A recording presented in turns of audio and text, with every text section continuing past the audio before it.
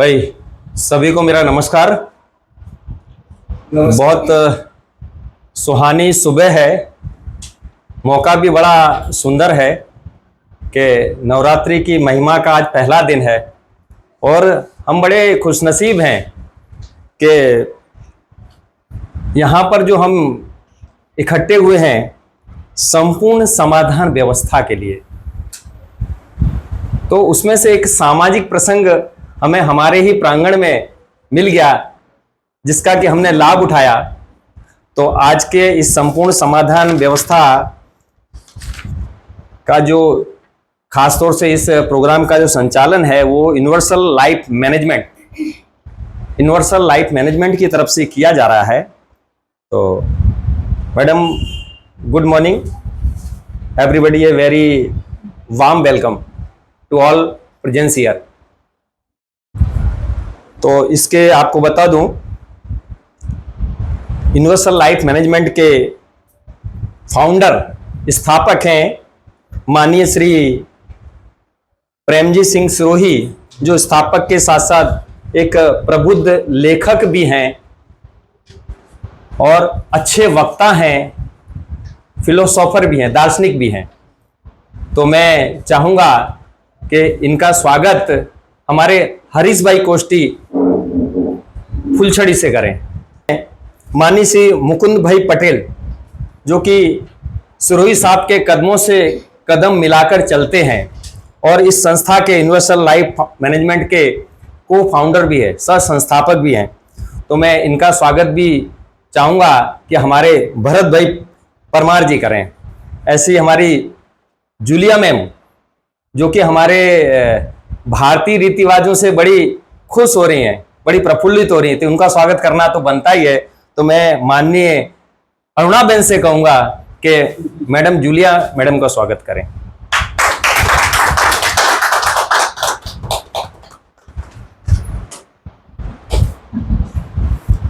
बैठिए। आप तीनों महानुभावों का इस कक्ष में बहुत बहुत स्वागत है और हम अब इस प्रोग्राम का आगाज करेंगे। जैसा कि मैंने आपको तीनों का परिचय दे दिया है, अब मैं सभी का एक एक करके परिचय बता दे रहा हूँ। और ख़ास तौर से यहाँ पर मैं हमारे दिल्ली के जो रमेश भाई मुदलियार हैं, जो हम सभी के एक खास, जिन्होंने हमको एक कड़ी में बांध रखा है, या जिन्होंने ये पूरा कोऑर्डिनेशन वहाँ बैठकर भी किया है। जैसे कि आज की दिल्ली की जो सत्ता है पूरे देश पर काबिज है, वो पूरा देश का संचालन कर रही है, ठीक उसी प्रकार हमारे रमेश भाई वहाँ से संचालन कर रहे हैं। मैं चाहूँगा कि भाई उनको डायरेक्ट वीडियो कॉल किया जाए और जो देखें जी। तो બધા જ મિત્રોનું સ્વાગત છે।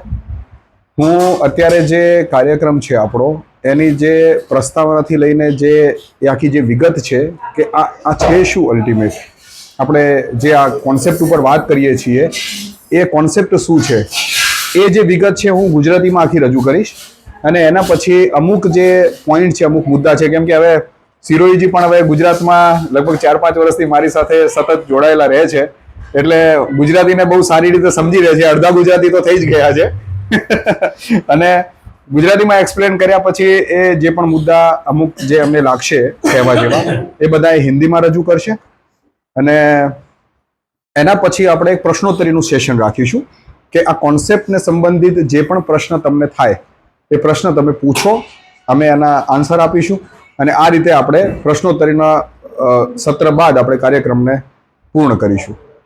તો ફર્સ્ટ જે છે હું આની વિગત મૂકવા માંગીશ। અમારું ટ્રસ્ટ દિલ્હીમાં છે, રજિસ્ટર્ડ ટ્રસ્ટ છે। ટ્રસ્ટનું નામ છે યુનિવર્સલ લાઈફ મેનેજમેન્ટ, એટલે કે ULM, જીવનનું વૈશ્વિક પ્રબંધન।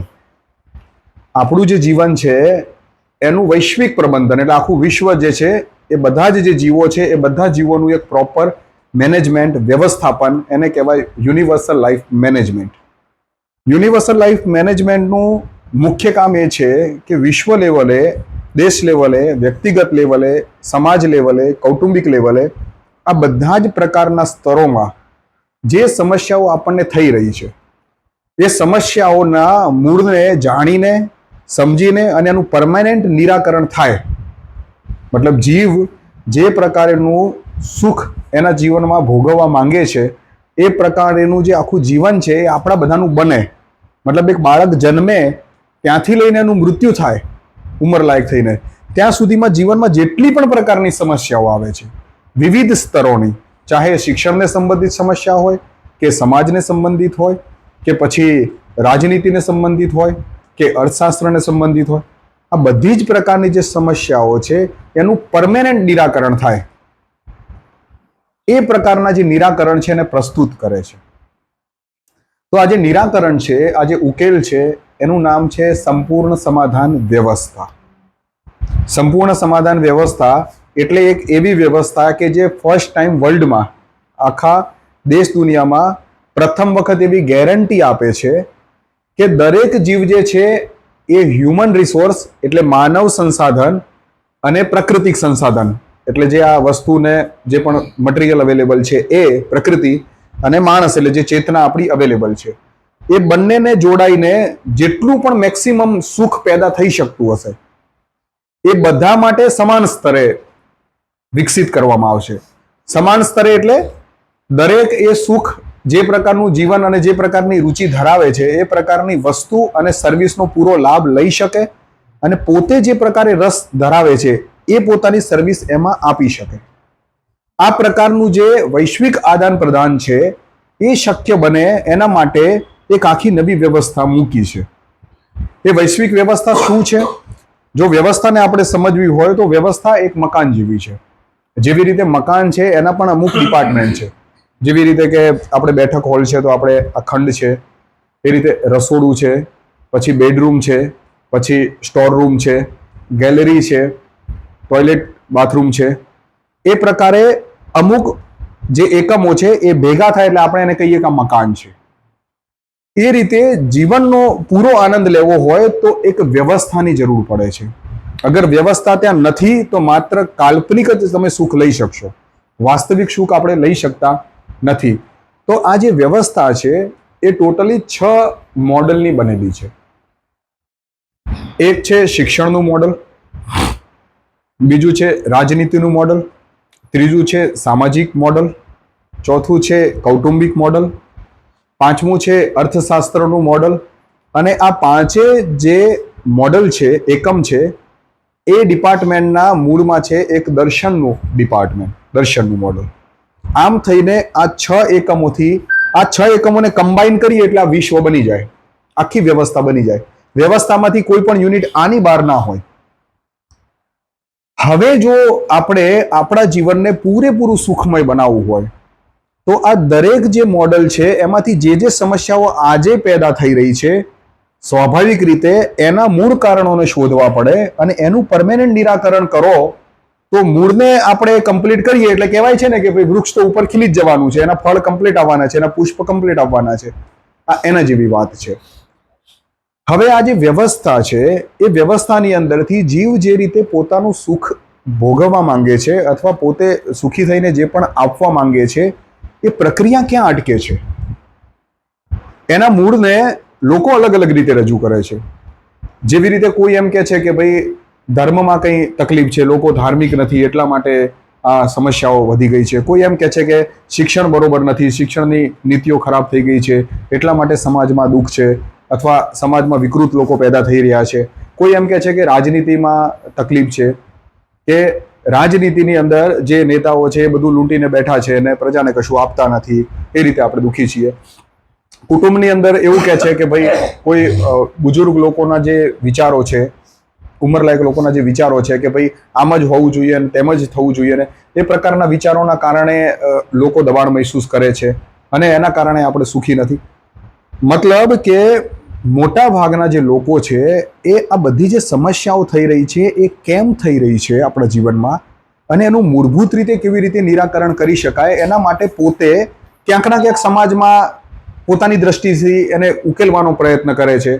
અમુક સામાજિક સ્તરના પણ લોકો છે જે અમુક રસ્તાઓ પણ શોધી કાઢે છે, કે જેવી રીતે કે લગ્નની સમસ્યા થતી હોય તો હવે એમને સામાજિક રીતે એક એપ્લિકેશન ચાલુ કરી કે જ્યાં ભાઈ ડિમાન્ડ જે પ્રમાણેની છે એ પ્રમાણેનું સામે મળી જાય. જે બુઝુર્ગ ઉંમરલાયક લોકો છે એમને જે સમસ્યાઓ થઈ રહી છે તો અમુક સામાજિક લોકો ઘરડા ઘર બનાવે છે અને પછી એમને એ છે. શિક્ષણની સમસ્યાઓ જેને થઈ રહી છે તો અમુક સંસ્થાઓ પોતે ફ્રીમાં એજ્યુકેશન આપે છે, સ્વાસ્થ્યની જેને સમસ્યાઓ થઈ રહી છે તો ગવર્મેન્ટ તો આપે છે, પણ અમુક સંસ્થાઓ પણ ફ્રી મેડિકલની વ્યવસ્થા આપે છે. તો આ બધા જે ઉપાયો છે એ સમાજના દરેક સ્તરે થઈ રહ્યા છે અને એનો લાભ આપણે લઈએ પણ છીએ, પણ આ પરમેનન્ટ ઉકેલ નથી. કેમ કે આપણે જોઈ રહ્યા છીએ કે આ જે વ્યવસ્થા છે એની અંદર જેમ જેમ આપણે આગળ જઈએ છીએ, એક તરફ એક એવો ડિપાર્ટમેન્ટ છે જે સતત એવા માણસોને જનરેટ કર્યા કરે છે કે જે ગરીબીમાં, દુઃખમાં, પીડામાં, શારીરિક રીતે, માનસિક રીતે અસ્વસ્થ છે. અને આ વર્ગ નાનો સૂનો નથી, આ વર્ગ લગભગ 90% લોકો છે. મતલબ આજે તમે તમારી આસપાસમાં 10 વ્યક્તિમાંથી 8 વ્યક્તિને જોશો તો એ 65% અથવા માનસિક રીતે અથવા શારીરિક રીતે એ કોઈના કોઈ પ્રકારના દુઃખમાં હશે જ. 2 વ્યક્તિઓને છોડી દઈએ કે જેમની પાસે કોઈ એવું પદ છે અથવા એ પ્રકારની આર્થિક વ્યવસ્થા છે કે જ્યાં એ ઈચ્છે તો એને કંટ્રોલ કરી શકે છે, પણ એ પણ સમસ્યાઓ એ અમીર લોકો માત્ર પૈસાથી જે કંટ્રોલ કરી શકાય છે એવી જ સમસ્યાને કંટ્રોલ કરી શકે છે. માની લો કે એમના કોઈ બાળક છે, એનું અપહરણ થઈ ગયું છે અથવા અપહરણ થઈ જાય છે, એ સમસ્યાને નથી રોકી શકતા. કેમ કે એ સમસ્યાને જો એમને રોકવી હશે તો સમાજમાં જે હત્યા કે ચોરી માટે જે લોકો પેદા થાય છે એમને મૂળ રીતે રોકવા પડશે, અને એ તો આખી વ્યવસ્થા બદલવાની વાત થઈ. તો એ પ્રકારના સોલ્યુશન જે છે એ એમની પાસે નથી, એટલા માટે એ પણ દુઃખ ભોગવે છે. એ પણ સતત એ ડરમાં રહે છે કે ભાઈ કાલ ઉઠીને મારો બિઝનેસ પાર્ટનર છે મને છેતરી ના જાય, અથવા પછી મારી પત્ની મને ઝેર આપીને એ બધું ભેગું ના કરી લે, કે મતલબ ઘણી બધી એવી વસ્તુઓ છે કે જેનાથી એ લોકો પણ દુઃખી છે. તો હવે વાત એ થાય છે કે શું આ આખું જગત જે છે એ જે પ્રકારનું દુઃખ અનુભવી રહ્યું છે, શું આપણે આમાંથી પરમેનન્ટ મુક્તિ મેળવી શકીએ છીએ સંપૂર્ણપણે? તો એના માટેના જે રસ્તા છે એ દુનિયામાં દરેક વ્યક્તિઓ શોધી રહ્યા છે. કેમ કે જૂના જે વિકલ્પો છે એનાથી આ નવી અત્યારની જે સમસ્યાઓ છે એનું સમાધાન નથી થઈ રહ્યું. એમાં આપણે જૂજ થોડું પરિધિ ઉપર, જેમ કહેવાય ને કે ભાઈ વર્તુળ છે અને કેન્દ્ર છે અને એક પરિધિ છે, બહારની પરિધિ ઉપર જ આ બધા ઉકેલો કામ કરે છે. તો મૂળમાં એવું શું છે કે જે આ બધા ઉકેલોને પહોંચવા નથી દેતું? એક તરફ એવી ફેક્ટરી બની છે કે જેમાંથી ડિફેક્ટ ગાડીઓ ઉપર ગાડીઓ પેદા થઈ રહી છે, અને આ બાજુ બધી ગેરેજની દુકાનો ખુલી છે, અને ક્યાંક રિપેર કરે તો એ કદાચ કોઈક અમુક સમસ્યાને રિપેર કરી શકે છે. સમૂળગો આ સમસ્યાનો નાશ કેવી રીતે બને? તો આ જે સમસ્યાઓ છે સમાજમાં, સંસારમાં, દરેક વ્યક્તિ જે પોતાના સ્તરે અનુભવે છે, આનો પરમેનન્ટ ઉકેલ કરવો હોય તો એનું જે મૂળ કારણ છે એને જાણવું જ પડે. કેમ કે જેટલા સ્તરનું કારણ જાણી શકાય કે એનું એક્ઝેક્ટ આ કારણ છે, એટલા સ્તર ઉપર જ એનો ઉકેલ કરી શકાય. અને સ્વાભાવિક રીતે કે દરેક જીવ માત્રનું, ચાહે કીડી મકોડો હોય કે પછી એ પશુ પંખી હોય કે પછી નાનું બાળક હોય, યુવા હોય કે વૃદ્ધ હોય કે સ્ત્રી કે પુરુષ હોય, દરેક જીવ જે છે એ પોતાના જીવનમાં સુખ શાંતિ ઈચ્છે છે. આ દરેકનું લક્ષ્ય છે. આ બાબતમાં તો લગભગ તમે બધા એગ્રી જ હશો કે દરેક વ્યક્તિ પોતાના જીવનમાં સુખ ઈચ્છે છે. ઇવન આપણો જે પ્રોગ્રામ બનાવેલો છે, આપણો સોફ્ટવેર છે, આપણા આખા બોડીની અંદર આ બધું કમ્પ્લીટલી રિધમથી ચાલી રહ્યું છે. એક નાનકડો કાંટો કે ટાંકણી આપણને ટચ થઈ જાય છે તો આખો સોફ્ટવેર આપણો એને કાઢીને અને એને બેલેન્સ કરવામાં લાગી જાય છે. મતલબ જે આપણી પ્રકૃતિ છે એ પણ આટલું નાનકડું પણ દુઃખ ઈચ્છતી નથી. આ ક્લિયર છે? અને આપણે ચેક કરી શકીએ છીએ. જીવનની અંદર આપણે કોઈ પણ નિર્ણયો લઈએ છીએ, એ નિર્ણયોની પાછળ એક ચોક્કસ કેલ્ક્યુલેશન ઓટોમેટિક કામ કરે છે. જેવી રીતે તમારે અહીંયાથી 100 કિલોમીટર દૂર ક્યાંક જવું હશે, જેવી તમને ઈચ્છા થશે કે મારે અહીંયાથી વડોદરા જવું છે, એટલે તરત એક કેલ્ક્યુલેશન સ્ટાર્ટ થશે કે હું એક્ટિવામાં જઈશ, હું બસમાં જઈશ કે હું ગાડીમાં જઈશ. અને એ બધા જ પ્રક્રિયા, મતલબ જેટલા પણ રસ્તા છે એ રસ્તામાંથી જે સરળ રસ્તો હશે એ જીવ અપનાવે છે. આ સ્વાભાવિક છે અને આ જ આપણો પ્રોગ્રામ છે. તો એ જે સરળ રસ્તા છે જે જીવ નક્કી કરે છે એ રસ્તે પહોંચી કેમ નથી શકતો? કેમ કે એને અંદર તો જે પણ ઈચ્છા કરી એ કરી, પણ જેવી એ ઈચ્છાને પ્રોસેસ કરવાની વાત આવે છે તો એને વ્યવસ્થા સાથે ડીલ કરવું પડે છે. અગર વ્યવસ્થા એ પ્રકારેની નથી કે એને જગ્યા આપે અને એના માટે રસ્તો બનાવે, તો એ જીવ જે છે એ પોતાના નાનાથી લઈને મોટા ધ્યેયને ક્યાંય પણ એ ધ્યેયને પૂરી રીતે પહોંચી શકતો નથી. આ આખી રમત આટલી છે. હવે જે વ્યવસ્થા સાથે ડીલ કરે છે તો સ્વાભાવિક રીતે વ્યવસ્થા એવી હોવી જોઈએ કે જે બધા જ માનવ જાતને સંપૂર્ણ રીતે સુખી કરે. એ જવાબદારી વ્યવસ્થાની છે. એ એક્કા દુક્કા માણસથી થઈ શકે એવું નથી.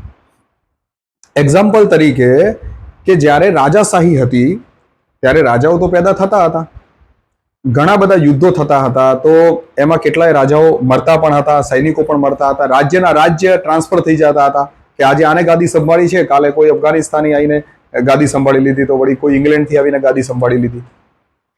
તો આ બધું ટ્રાન્સફર થતું હતું, પણ એમાં એક પ્રક્રિયા ફિક્સ હતી કે જે પૈસો મતલબ જે સંસાધન છે અને પૈસો અને તાકાત જે છે એ 1% લોકોમાં કેન્દ્રિત હતી. કે રાજા હતા, રાણી હતા, પ્રધાન હતા, અમુક દરબારી હતા અને અમુક જૂજનગર શેઠ. આ બધાના હાથમાં એ મૂળ સત્તા રહેતી. બાકીની 99% પ્રજા જે હતી એ દુઃખી હતી, કેમ કે એમને જે પણ લો ઓર્ડર બનાવે એ પ્રમાણે એમને ચાલવાનું. સત્તાની સિસ્ટમ પણ એવી હતી કે ભાઈ રાજાનો દીકરો જ રાજા બને, તો ત્યાં તો બીજા કોઈની સ્પેસ જ નથી. જો કે ઘણી બધી લાયકાત ધરાવતો હોય તો પણ એ સીટ ઉપર ના પહોંચી શકતો, અથવા એની ખબર પડતી કે આ લાયકાત ધરાવે છે તો રાજા એને ક્ષીણ કરી દેતો. તો ઘણી બધી રીતે પ્રજા જે છે સુખોથી વંચિત રહેતી હતી. પછી આંબેડકરજીએ અને વિશ્વની અંદર પણ બીજા જે દેશ છે એમને લોકશાહી કરીને પદ્ધતિ લાવી, જેની અંદર લોકો પાસે હક આપ્યો કે ભાઈ તમે ચોઈસ કરી શકો છો, તમારી પાસે એક ચૂંટણી છે, તમે ચોઈસ કરી શકો છો.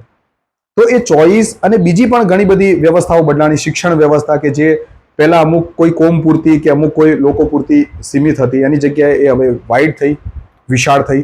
એટલા માટે સામાન્ય પ્રજા છે એમના બાળકો પણ એ શિક્ષણનું સુખ લઈ શક્યા. કર્મ માટેના પણ રસ્તાઓ ખુલી ગયા કે તમે આજે અમેરિકામાં જઈને પણ જોબ કરી શકો છો, ત્યાંનો માણસ અહીંયા આવીને રોકાણ કરી શકે છે, જોબ કરી શકે છે. આપણે વિકસિત થઈ રહ્યા છીએ, આપણે ફેલાઈ રહ્યા છીએ.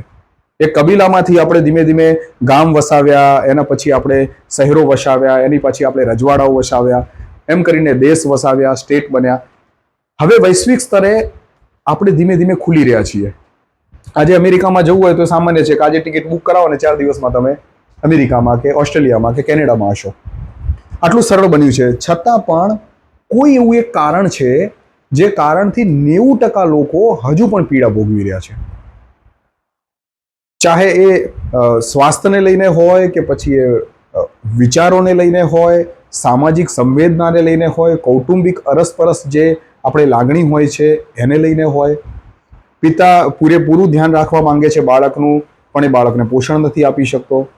બાળક જે છે એ સમાજની અંદર કંઈ કરવા માંગે છે, પણ એ જ સમાજ એને પોષણ નથી આપતો. આ બધું કેમ થઈ રહ્યું છે? તો યુનિવર્સલ લાઈફ મેનેજમેન્ટ ટ્રસ્ટની અંદર 2 પુસ્તકો અમે રિલીઝ કરેલી છે. લેખક એમના પ્રેમજીતજી છે. પુસ્તકનું નામ છે સંપૂર્ણ સમાધાન વ્યવસ્થા. એટલે એક એવી વ્યવસ્થા કે જે આ બધી જ વસ્તુઓની ગેરંટી આપે છે કે અત્યારે દેખાતી જેટલી પણ સમસ્યાઓ છે એ એવી રીતે સોલ્વ થશે કે એ પેલી સિસ્ટમમાં પેદા જ નહીં થાય. જેવી રીતે આપણે રાજાશાહીમાંથી લોકશાહીમાં સ્વિચ થયા, એમાં લોકશાહીમાંથી એક અલગ પ્રકારની લોકશાહી છે. આજની જે લોકશાહી છે એ દલતંત્ર છે. મતલબ એમાં 500-600 લોકોને આપણે વોટ કરીએ છીએ અને ત્યાં બેસીને એક જ વખત આપણને અધિકાર છે વોટ કરવાનો. એ પણ સામે જે 4-5 ઓપ્શન છે એમાં જ વોટ કર્યા પછી એ ત્યાં સીટ ઉપર બેસી જાય, પછી આપણે એમાં કશું કરી શકતા નથી. આ પ્રકારની લોકશાહી ના કહી શકાય, પણ એને દલતંત્ર કહી શકાય. સંપૂર્ણ લોકશાહીનો મતલબ એ છે કે ડગલે અને પગલે તમને પૂરી સ્વતંત્રતા હોય. તમે જેવું ઈચ્છો છો એવું સિસ્ટમ તમને આપે અને તમે જેવું સિસ્ટમને આપવા માંગો છો એ સિસ્ટમ સ્વીકારે. આ પ્રકારનું આદાન પ્રદાન હોય. જેવી રીતે આપણે ઘરની અંદર જોઈએ છીએ કે એક લોકશાહી છે કે ભાઈ માતા પિતા છે, બાળકને સ્વતંત્રતા આપી છે કે બેટા તારે જે ભણવું હોય ભણી શકાય. હા, એમની કેપેસિટી નથી એ અલગ વસ્તુ છે, પણ ત્યાં સ્વતંત્રતા છે. ત્યાં આપણે કેલ્ક્યુલેશનમાં નથી આવતા. આદાન પ્રદાનમાં પૈસો કે એ પ્રકારની કોઈ કેલ્ક્યુલેશનમાં નથી આવતા. તો શું આવું વિશ્વ સ્તરે સંભવ છે કે જ્યાં આપણે બધા હળી મળીને સાથે રહી શકીએ અને એ જીવનને એટલું બધું સુંદર બનાવી શકીએ કે જેમાં સમજ હોય કે હું આજે મારું બેસ્ટ કરીશ તો એનો લાભ સમાજને મળશે અને સમાજનો કોઈ પણ વ્યક્તિ એ બેસ્ટ કરશે તો એનો લાભ મને મળવાનો છે. ઓબ્વિયસલી આજે પણ આપણે આદાન પ્રદાન તો કરી જ રહ્યા છીએ. કપડાં છે કોઈ બનાવે છે, આપણા જૂતા કોઈ બનાવે છે, હેર કટિંગ કોઈ કરે છે, હે ને, આપણા આ ઘડિયાળ કોઈ ઓર બનાવે છે. એ બધાનો આપણે લાભ લઈએ છીએ અને આપણે પણ કંઈક વસ્તુ નિર્મિત કરીને સમાજમાં આપીએ છીએ. આદાન પ્રદાન તો થઈ જ રહ્યું છે. તો શું સમસ્યા છે કે આપણે જે પ્રકારનું ઈચ્છીએ છીએ એ પ્રકારનું પ્રોડક્ટ અને સર્વિસ આપણા માટે અવેલેબલ નથી, એ આપણા સુધી પહોંચી નથી શકતી, અને આપણે ઈચ્છીએ છીએ તો પણ આપણે બીજાને આપી નથી શકતા. કઈ વસ્તુ એવી છે જે આને રોકી રહી છે? તો સંપૂર્ણ સમાધાન વ્યવસ્થાના વિસ્તૃત રીતે વર્ણન કરેલા જે 6 મોડલ છે, જે મેં તમને હમણાં કહ્યા કે રાજનીતિનું મોડલ છે, શિક્ષણ નીતિનું મોડલ છે, એની અંદર મૂળની અંદર જે મોડલ છે અર્થશાસ્ત્રનું મોડલ. આ આખું જે સ્ટ્રક્ચર છે એ જે ખોરવાઈ ગયું છે એનું જે મૂળ કારણ છે એ છે અર્થશાસ્ત્રનું મોડલ. અર્થશાસ્ત્ર એટલે ઇકોનોમિક્સ. કોઈ પણ વસ્તુ સંસારમાં લેવડ દેવડ કરવી હોય તો અર્થ વિના શક્ય નથી. અગર જે પણ વ્યક્તિ પાસે પૈસો છે, કેમ કે આજનું અર્થશાસ્ત્ર છે એ પૈસા ઉપર આધારિત છે. આપણે આપણી બધી જ જે શક્તિ છે એ પૈસામાં નિહિત કરેલી છે. એનો મતલબ એવો થયો કે જેની પાસે પૈસો વધારે એની પાસે બજારમાંથી ખરીદવાની સ્વતંત્રતા વધારે, ચાહે એ પ્રોડક્ટ હોય કે પછી કોઈની સર્વિસ હોય. તમારી પાસે 100 રૂપિયા હોય, આપણે બજારમાં જઈને ઊભા રહીએ, જો 100 રૂપિયા છે તો આપણે 100 રૂપિયાની જ વસ્તુના માલિક છીએ. ચાહે બજાર આખું લબોલબ ભરેલું હોય પણ તમે માત્ર 100 રૂપિયાની જ વસ્તુ લઈ શકશો. તો જે અર્થશાસ્ત્ર છે એ પૈસા સાથે જોડાયેલું છે અને એ આને કંટ્રોલ કરે છે. હવે સવાલ એ આવે છે કે તો જે જીવનની અંદર જે આપણે ઈચ્છીએ છીએ એ માંગ જે આપણે છે એ માંગ કેમ નથી થઈ રહી? મતલબ અંદર તો થઈ રહી છે કે ભાઈ મારે આવું ભોજન જોઈએ છે, મારે આવા કપડાં જોઈએ છે, મારે આવું ઘર જોઈએ છે જેથી કરી મારો પરિવાર ખુશ રહે, મારે આવી ગાડી ને એક્ટિવા ને આ બધું જોઈએ છે, મારે સારું એજ્યુકેશન વ્યવસ્થા જોઈએ છે. આ ઈચ્છાઓ અંદર તો થઈ રહી છે, મતલબ આપણું તંત્ર તો ઓકે છે, એ તો એની જે જરૂરત છે એ પ્રમાણે ઈચ્છા તો કરી રહ્યું છે. તો પછી ઈચ્છા પ્રોસેસ કેમ નથી થતી? પ્રોસેસ એટલા માટે નથી થતી કેમ કે એ ઈચ્છા પૂરી કરવા માટેનો જે એકમ છે એ અર્થ છે, એ પૈસો છે. અગર એ એકમ આપણી પાસે નથી તો એ સ્ટાર્ટમાં જ એને રોકી દે છે. હવે આપણી પાસે કેમ નથી અને અમુક પાસે કેમ એકઠો થઈ જાય છે એ ગણિતને સમજીએ. કેમ કે અર્થશાસ્ત્રનો એક નિયમ છે, એ નિયમ હંમેશાથી 10% લોકોને સુખી રાખે છે અને 90% લોકોને દુખી રાખે છે. એ આ ભેદ ઊભો કરે છે. સમાનતાની આપણે ગમે તેટલી કપોળ કાલ્પનિક વાતો કરી લઈએ પણ જ્યાં સુધી એક સામાન્ય વ્યક્તિ જે ઈચ્છા કરે એ ઈચ્છા વ્યવસ્થામાં મોકલી ના શકે અને એનો લાભ ના લઈ શકે ત્યાં સુધી સમાનતા સમાજમાં આવી કહેવાય નહીં. તો આ અર્થશાસ્ત્રનો જે નિયમ છે શું છે એને સમજીએ. તો અર્થશાસ્ત્રનો નિયમ એવો છે કે આપણે કંઈ પણ વસ્તુની માંગ બજારમાંથી કરવી છે તો આપણી પાસે પૈસો હોવો જોઈએ, તો તમે બજારમાંથી એની માંગ કરી શકશો. એ માંગ કરવા માટે જે પૈસો છે એ આવે છે રોજગારીથી. લીગલ રસ્તો તો રોજગારી છે કે જ્યાંથી આવે છે. રોજગારી પેદા કરે છે કોઈ કંપની, કોઈ ટ્રસ્ટ કે કોઈ ગવર્મેન્ટ કે કોઈ બિઝનેસ, સામાન્ય રિટેલ કે હોલસેલર બિઝનેસ, સેમી હોલસેલર. એ વ્યક્તિ જે છે એ રોજગારી પેદા કરવા માટેનો એકમ છે, અથવા એ વ્યક્તિ અથવા એ સેન્ટર. અને રોજગારી એ ક્યારે આપી શકશે? જ્યારે એ નફામાં હશે ત્યારે, અથવા પછી એ લેવલમાં હશે કે નહીં નફો કે નહીં નુકસાન. જો એમની ગાડી નુકસાનમાં ગઈ તો તરત એ એના કર્મચારીમાંથી 4 જણાને છૂટા કરશે. કેમ કે આજનું જે અર્થશાસ્ત્ર છે એ નફો શીખવાડે છે. તમારી જે આવક છે એના કરતાં જાવક ઓછી હોવી જોઈએ. જો તમારી પાસે હોલ્ડ રહ્યું, એ જેટલું હોલ્ડ રહ્યું એટલા તમે સુખી.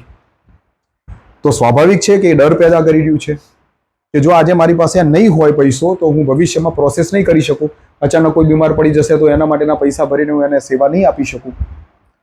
તો આ જે હોલ્ડ થઈ રહ્યું છે એ હોલ્ડ કરવા માટેની આખી હરીફાઈ છે. પેલો કહે છે હું ભેગું કરી લઉં, પેલો કહે છે હું ભેગું કરી લઉં.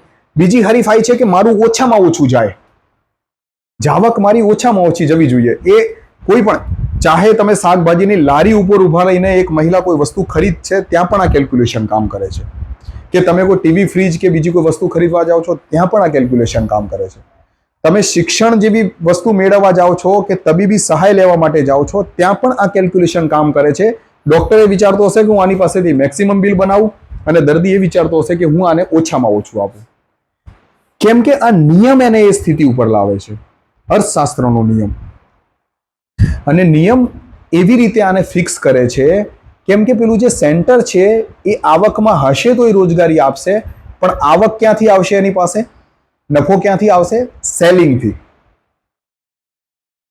જો એનું વેચાણ જ નહીં થતું હોય તો એ નફો લઈ નહીં શકે. જો એ નફો નહીં લઈ શકે તો એ રોજગારી નહીં આપી શકે. જો રોજગારી તમારી પાસે નથી તો તમારી પાસે પૈસો નથી, અને આ પૈસો નથી તો તમારી પાસે માંગ નથી. આ એક સર્કલ છે. હું થોડું આને વધુ સરળ શબ્દોમાં એક્સપ્લેન કરી દઉં. એક્ઝામ્પલ તરીકે કે હું એક માલિક છું એક કંપનીનો. મારી પ્રોડક્ટ 1 મહિનાની અંદર 1 કરોડની વેચાય છે બજારમાં. જો એ 1 કરોડની પ્રોડક્ટ છે, એ માંગની જગ્યાએ 2 કરોડની પ્રોડક્ટની માંગ થઈ તો સ્વાભાવિક છે કે મારું સર્ક્યુલેશન ડબલ થઈ જવાનું છે.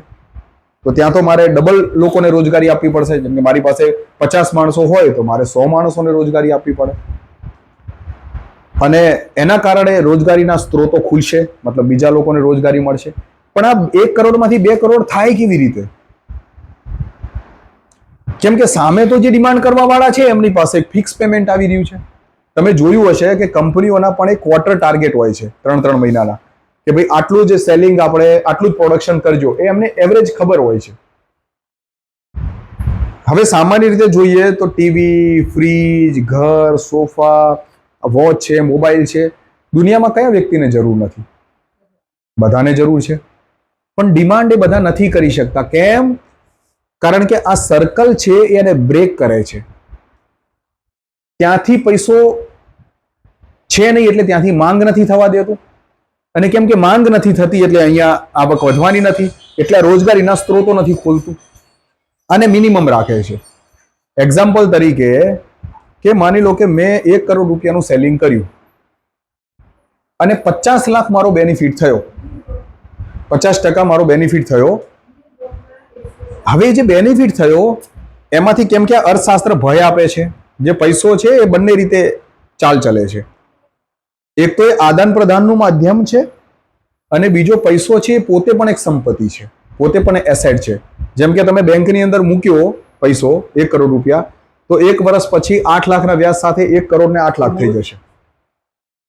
તો એ પ્લસ થશે ત્યાં, મતલબ એ પોતે પણ પૈસો છે, સંપત્તિ છે. હવે જે વ્યક્તિ વધારે હોલ્ડ કરે એ વધારે સુખી, સ્વાભાવિક છે. તો એ શું કરશે? જે 50 લાખ બેનિફિટ આવ્યો છે એમાંથી 25 લાખ પોતે રાખશે ને બાકીના 25 લાખ જ સિસ્ટમમાં પાછા જવા દેશે. એટલે પાછા એ 25 લાખમાંથી એ 25 લાખની જેટલી રોજગારી છે એમના પૂરતો જે પૈસો જશે. પાછા એ 25 લાખમાંથી જેવું પરચેસ કરશે એટલે જેવો એ પૈસો એની પાસે આવશે એમાંથી પાછો એ હોલ્ડ કરશે. અને જે હોલ્ડિંગ કરેલો જે પૈસો છે એ ખાલી બેંકમાં પડ્યો રહે છે. એ કોઈ પણ પ્રકારની સર્વિસ કે પ્રોડક્ટ પેદા કરતો નથી. માત્ર એક માનસિક ભયથી તમને છુટકારો આપે છે, અને એ પણ ટેમ્પરરી, કે ભાઈ આ છે 2 કરોડ રૂપિયા તમારા ખાતામાં પડ્યા છે, મતલબ તમે સેફ છો. છતાંય પાછો માણસ સેફ તો નથી જ. તો જે આ રમત છે એ આ રમત મેક્સિમમ લોકોને હોલ્ડ કરતા શીખવાડે છે, કે તમારી પાસે તમે બચાવીને રાખો, ઓછું આપો, ઓછું આપો. હવે જે ઓછું આપે છે માર્કેટમાં, એટલે સ્વાભાવિક રીતે માર્કેટની અંદર જે લોકો છે એમની પાસે ઓછું જાય છે, અને કેમ કે ઓછું જાય છે એટલે માંગ ઓછી કરી શકે. ઉદાહરણ તરીકે આપણે ઘરની વાત કરીએ, બહેનો અહીંયા છે, એટલે તમારા ઘરે કોઈ બેન કામવાળી બેન આવ્યા, તમારું અર્થશાસ્ત્ર એ રીતે કામ કરે છે કે મારા ઘરમાં આવે છે 25,000, પણ મારે કામવાળી બાઈને 1500 કે 2000 નક્કી કરવી છે, તો એ 2000ની અંદર બી એ 1500 નક્કી થતી હશે ને તો તમે પહેલા પ્રયત્ન કરશો. તો તમે 1500 એને નક્કી કરી એટલે તમે 1500 જેને આપ્યા, એટલે એ ઓછું લઈને ગઈ. હવે ઓછું લઈને ગઈ એટલે સ્વાભાવિક છે ઓછી જ માંગ કરવાની. જો તમે એને 5000 આપ્યા હોય તો બજારમાં 5000ની માંગ કરે. તમે એને મિનિમમ આપો છો. સેમ એ જ રીતે એક કંપની પણ એ કરે છે કે ભાઈ મને કોઈ કર્મચારી છે એ 40,000ની સેલરી વાળો મળે છે, પણ એની જગ્યાએ 2 ફ્રેશર મને 20,000 મળે છે, તો પછી 20,000ના 2 ફ્રેશર, અને એમાંય કંપની એવું કરે કે ભાઈ 40,000ની જગ્યાએ થોડો ફ્રેશર હશે તો ચાલશે, આપણે 30,000માં જ એને રાખીશું. એટલે સ્વાભાવિક છે એની પાસે 30,000 જ ગયા. જ્યારે એની પાસે 30,000 ગયા તો એ માંગ પણ એ લિમિટમાં જ કરવાનો છે. આ રીતે જે આ આદાન પ્રદાન છે એ આને મિનિમમ બનાવે છે. મતલબ સમાજમાં ઓછામાં ઓછું જવું જોઈએ અને મેક્સિમમ હોલ્ડ રહેવું જોઈએ અહીંયા. એટલા માટે આ ચક્રને ખોટકાઈ નાખે છે. અને કેમ કે જે માંગ કરવાનો અધિકાર છે એ પૈસાથી છે, એટલે સામાન્ય વ્યક્તિ ઇનલીગલ રસ્તા અપનાવીને એને ભેગા કરી શકે, બાકી લીગલ રસ્તે પૈસો આવી શકતો નથી. એટલા માટે એ પોતાના જીવનમાં જે સુખી થવા માંગે છે એના માટે ઇનલીગલ રસ્તાઓ ઉપર જાય છે. એક્ઝામ્પલ તરીકે કે એક ચોર છે, માની લો તમે ચોરને પકડ્યો સરકારે, એનું એનાલિસિસ કરે અને બેસાડે કે ભાઈ હાથ પગ તારું માઇન્ડ બધું બરોબર કામ કરે છે, તારો જે સોફ્ટવેર છે એ પેલી દિશામાં જઈ રહ્યો છે, તો તું મહિનાની અંદર આ પાકીટ મારીને કે ચોરી કરીને તું કેટલા કમાઈ લે છે? તો એ કહેશે કે ભાઈ હું 15,000 રૂપિયા. તો આપણે એની કેપિંગ લિમિટ ખબર પડી ગઈ કે ભાઈ અત્યારેનું 15,000નું છે. હવે તમે એ વસ્તુ માટે એને રાજી કરી દો કે ભાઈ તને દર મહિને 15,000 અમે આપી દઈશું, તારે ચોરી નથી કરવાની. તો પછી એ ભયવાળી, ટોર્ચરવાળી, જે એની ઇજ્જત પણ જાય છે, સમાજમાં એની બદનામી થાય છે, એ પ્રક્રિયામાં શું કામ જશે? સ્વાભાવિક છે, કેમ કે પ્રક્રિયામાં જવાની એને જરૂરત જ નથી. જે એને જોઈએ છે બેઝિકલી મળશે, કેમ કે ત્યાં એના પરિવાર છે, ભાઈ એની પત્ની છે, બાળકો છે, એના બુઝુર્ગ મા બાપ છે, એમની કોઈ ઈચ્છાઓ છે. હવે આ જુવાન છે, બજારની અંદર જાય છે, તો જે પેલું મિનિમમ આપવાવાળી પ્રક્રિયા છે એનું શોષણ કરે છે. કેમ કે શેઠ, માની લો કે કોઈ સિમેન્ટ ફેક્ટરીનો શેઠ છે, મજૂરને બોલાવે કે ભાઈ તારે આ જે એક ખભે 50 કિલોની સિમેન્ટની થેલી ઉપાડીને તારે બીજા ટેમ્પોમાં નાખવાની, આ ટેમ્પોમાં ટ્રાન્સફર કરવાના, હું તને 10 રૂપિયા આપીશ. હવે એક સામાન્ય નાગરિક ત્યાં માની લો કે કામ કરવા માટે જાય છે અને એ થેલીઓ દરરોજ ઉપાડીને બૈડા તૂટી જાય તો કહેવાય ને કે પીઠ તૂટી ગઈ, એટલું વજન ઉપાડીને કામ કરે છે અને આખા દિવસમાં એને 300 કે 400 રૂપિયા મજૂરી મળે છે. પણ એ તો જોઈ રહ્યો છે કે ભાઈ શેઠને પહેલા સાયકલ હતી ને હવે તો શેઠને ધીમે ધીમે બાઇક આવ્યું અને ઘરે ધીમે ધીમે હવે તો ગાડી પણ આવી ગઈ. તો જે મોનોપોલી છે, મતલબ જે લોકોને અર્થશાસ્ત્રને રમાડતા આવડે છે, એ 5-10% જે લોકો છે એ આને કંટ્રોલ કરીને રાખે છે. અને એમાં એ વ્યક્તિઓનો પણ કોઈ દોષ નથી, એ હું તમને એક્સપ્લેન કરી દઈશ પછી. તો શું થાય છે કે જીવનમાં મોટા ભાગના લોકો જે જોઈએ છે મેળવી નથી શકતા, અને જેમની પાસે છે ત્યાં પછી આ ઈર્ષા પેદા કરે છે. ઈર્ષા એ માણસનો મૂળ સ્વભાવ નથી. હરીફાઈ એ માણસનો મૂળ સ્વભાવ નથી. સામે અલગ અલગ પ્રકારના ભોજન પડ્યા હોય અને તમને પૂરી સ્વતંત્રતા હોય કે તમને જે જમવું છે તમે જમી શકો છો, તો ત્યાં એ બીજા સાથે હરીફાઈ નહીં કરે, એ પોતાના સુખનો આનંદ લેશે. કેમ કે હરીફાઈ તો દુઃખ પેદા કરે છે. દુઃખ કોઈ ઈચ્છતું નથી, પણ દુઃખ ના ઈચ્છવા છતાંય પણ એને રસ્તા ઉપર લઈ જાય છે, એ છે આ વ્યવસ્થા. આ વાતમાં કોઈને શંકા છે મારી વાતમાં? જી, તો હવે આપણે આગળ વધીએ. તો હવે શું થાય છે કે માની લો કે આ જે સર્કલ છે એ સર્કલને કોઈ બેલેન્સ કરવા માંગે, તો શું આજનું સર્કલ બેલેન્સ થઈ શકે છે? શું સંતુલન થઈ શકે? ચલો આપણે પહેલો એકમ પકડીએ કે જે વ્યક્તિ ડિમાન્ડ કરી રહ્યું છે એ આ સર્કલને બેલેન્સ કરવા માંગે, તો શું એ પૈસા વિના ડિમાન્ડ કરી શકે છે? સ્વાભાવિક નથી કરી શકતું. તો આ સર્કલ ત્યાં સ્ટાર્ટ જ નથી થતું કે જેને બેલેન્સ કરી શકાય. અચ્છા, જે પૈસા હોલ્ડ કરીને બેઠા છે, શું એ સર્કલને બેલેન્સ કરી શકે છે? હવે આપણે પેલા 10%ની વાત કરીએ, જે હોલ્ડ કરીને બેઠા છે. શું એ સર્કલ બેલેન્સ કરી શકે છે? કે જ્યાં 90% લોકો પાસે પૈસો નથી આવતો, શું પૈસો એને આપીને બેલેન્સ કરી શકે? ઓકે, તો આપણે એને ચેક કરીએ.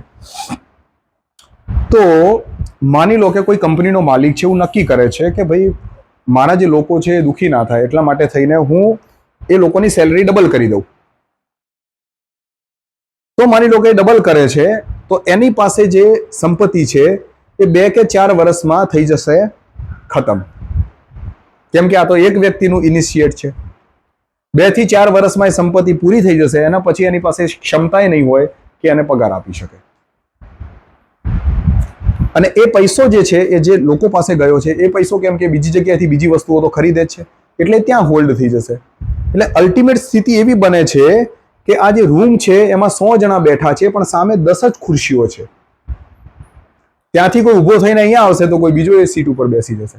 જેવી રીતે રાજાશાહીમાં હતું, રાજાની ખુરશી ખાલી થતી તો બીજો જે વ્યક્તિ આવીને બેસી જતો એ રાજા બની જતો, અને પાછું 1%માં એ કેન્દ્રિત થઈ જતું આખું. સેમ એ રીતે 10%માં કેન્દ્રિત થઈ જાય છે. મતલબ એક રમત આપણે બ્રેક કરી, પણ જ્યાં મૂળ રમત છે બ્રેક કરવાની બાકી છે હજુ, જેને બધાને પકડીને બાંધી રાખ્યા છે એક અલગ પ્રકારની જાળમાં, અલગ પ્રકારની કેદમાં, કે જે કેદ આપણને સીધી દેખાતી નથી. અને એટલા માટે લોકો આ રીતે 10% વાળાઓને લાંછન આપે છે, અથવા પછી 90% વાળા એકબીજાને લાંછન આપે, પપ્પા તમે મારા માટે કશું જ કરતા નથી, તમે નકામા છો. મમ્મી તું અમારા માટે કશું નથી કરતી, તું નકામી છે. બેટા તું અમારા માટે કશું નથી કરતો, તું નકામો છે. અલ્ટિમેટ આ આખી સિસ્ટમ એમને હોલ્ડ કરીને રાખ્યા છે. સમજાય છે? મતલબ માણસ નિર્દોષ છે, દોષી બનવા માટે એ મજબૂર છે. આ સ્થિતિ સમાજની છે. હવે વાત કરીએ કે માની લો કે પેલો જે શેઠ છે અથવા જે માલિક છે પોતાની બધી સંપત્તિ નથી આપતો અને નહીં નફો નહીં નુકસાનના ધોરણે ચલાવે છે, તો પણ એ 10-20% વધારે સમાજમાં બદલાવ નહીં લાવી શકે. કેમ? કારણ કે નફો ગણીને 20% કે 25% હોય છે. એના પછી જે મેન્ટેનન્સ છે, મશીનોનું, લોકો માટેનું જે બિલ્ડિંગ વગેરે છે, એ બધું ગણવા જઈએ તો અલ્ટિમેટ નફો 10-20% હોય છે. પોતાનો 10-20% નફો આપી દેશે તો સમાજમાં કોઈ લાંબો ફરક નહીં આવે. બીજું કે માની લો કે પોતાનો 10-20% નફો બચાવી રાખે, ધારો કે 30% નફો લેતો હોય અને એમાંથી 10% નફો બચાવી રાખે, એ પ્રકારની પ્રક્રિયામાં જાય છે તો પણ એટલી મૂડી ઓછી જાય છે ત્યાં સિસ્ટમમાં. અને માની લો કે એ બેલેન્સ કરવા માટે એવું વિચારે કે ભાઈ હું પગાર આપી દઉં ભરપૂર અને એનું જે કંટ્રોલ છે એ વસ્તુ ઉપર આપી દઉં, તો માની લો કે જે ફેન છે એ 1000 રૂપિયામાં બનતો હોય એની ફેક્ટરીમાં, એ પગાર 1.5 ગણો કરશે તો એ ફેન એનો 1500માં બનવાનો સ્ટાર્ટ થશે. બરાબર છે? તો એ બજારની અંદર જ્યારે એને વેચવા જશે ત્યારે એ ફેન એનો 1500માં છે અને બીજી કંપની એ જ ક્વોલિટીનો ફેન 1000માં વેચતી હશે, તો પબ્લિક કયો લેશે? સ્વાભાવિક છે. તો આની વસ્તુ વેચાવાની નથી, એટલે એ સિસ્ટમને બદલવા માંગે તો પણ એ ક્રેશ થઈ જાય છે. મતલબ એ પણ સિસ્ટમને બદલી શકતો નથી. આ કરેક્ટ છે? ક્લિયર થઈ રહ્યું છે કે જે સિસ્ટમની અંદર 90% લોકો દુખી છે, એ તો સમસ્યાઓથી પીડાય છે, એ તો સમસ્યા જનરેટ કરી રહ્યા છે, પણ 10% પણ લોકો આને કંટ્રોલ કરી શકતા નથી. ઇવન ધો એમની પાસે સંપત્તિ છે, પાવર છે, તો પણ એ કંટ્રોલ નથી કરી શકતા. તો આ ક્લિયર છે? તો હવે આપણે આનો ઉકેલ તરફ જઈએ કે આ જે સમસ્યા છે એનો ઉકેલ કેવી રીતે કરવો, આનું પરમેનન્ટ ઉકેલ શું હોઈ શકે. તો આનો ઉકેલ જે છે એ સંપૂર્ણ સમાધાન વ્યવસ્થામાં એ રીતે રજૂ કર્યો છે. હું તમને પહેલા કલ્પના આપી દઉં અને પછી આપણે એને વાસ્તવિકતામાં ચેક કરીએ. માની લો કે જે આપણી માંગ છે એ માંગને કમ્પ્લીટલી પૈસાથી ફ્રી કરી દેવામાં આવે તો. ઉદાહરણ તરીકે કે ફ્લિપકાર્ટ છે, અત્યારે તમે ફ્લિપકાર્ટ કે એમેઝોનમાંથી કંઈ પણ વસ્તુ ડિમાન્ડ કરો છો, એ વસ્તુ તમારી પાસે આવે છે એટલે તમારે સામે પૈસા ચૂકવવા પડે છે. પણ માની લો કે ફ્લિપકાર્ટ એક દિવસ માટે એવું બમ્પર ઓફર કાઢી દે કે ભાઈ અમારે 25 વર્ષ થયા છે, અમે સિલ્વર જ્યુબલી એન્જોય કરી રહ્યા છીએ અને એક દિવસ માટે બધું જ ફ્રી છે, તમારે જે જોઈએ તમે માંગી લો. મતલબ પૈસાથી માંગને હટાવી નાખી. કેમ કે પૈસો આને હોલ્ડ કરીને, એને સ્ટક કરીને ઊભો છે, એ પ્રોસેસ નથી થવા દેતો. મતલબ માણસ રસ્તામાં બજારમાં ઊભો છે, આખું બજાર ભરેલું છે, પણ 1 રૂપિયો એના ખિસ્સામાં નથી, તો એ બજારનો હિસ્સો નથી. મતલબ એ સુખ માટેના જે બેઝિક જરૂરતો છે એ પ્રોવાઈડ થતી નથી એને. અને બધી જ સરકારોથી લઈને નેતાઓ, મોટા મોટા જ્ઞાનીઓ માત્ર ખુલ્લા અને કાલ્પનિક ભાષણો આપે છે કે ગરીબી જતી રહેશે, ભ્રષ્ટાચાર નાબૂદ થઈ જશે. એ વસ્તુ શક્ય નથી જ્યાં સુધી આ અર્થશાસ્ત્રનો નિયમ છે ત્યાં સુધી. કરેક્ટ છે? હવે આપણે આને એ રીતે જોઈએ કે તો જે આ પ્રક્રિયા છે એમાં પહેલું જે સ્ટેપ છે માંગનું, માની લો કે એને ફ્રી કરી દીધું ફ્લિપકાર્ટે, તો પછી તમે શું કરશો? સ્વાભાવિક અથવા આમ જનતા શું કરશે? ડિમાન્ડ નહીં કરે કે ડિમાન્ડ કરશે?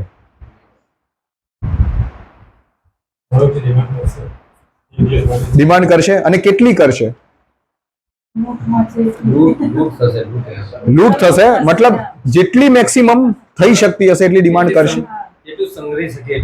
હા, મતલબ એનું મકાન 10 બાય 10 ફૂટના 4 રૂમ હોય તો એ રૂમમાં જેટલું સમાય એટલું ભરી લેશે.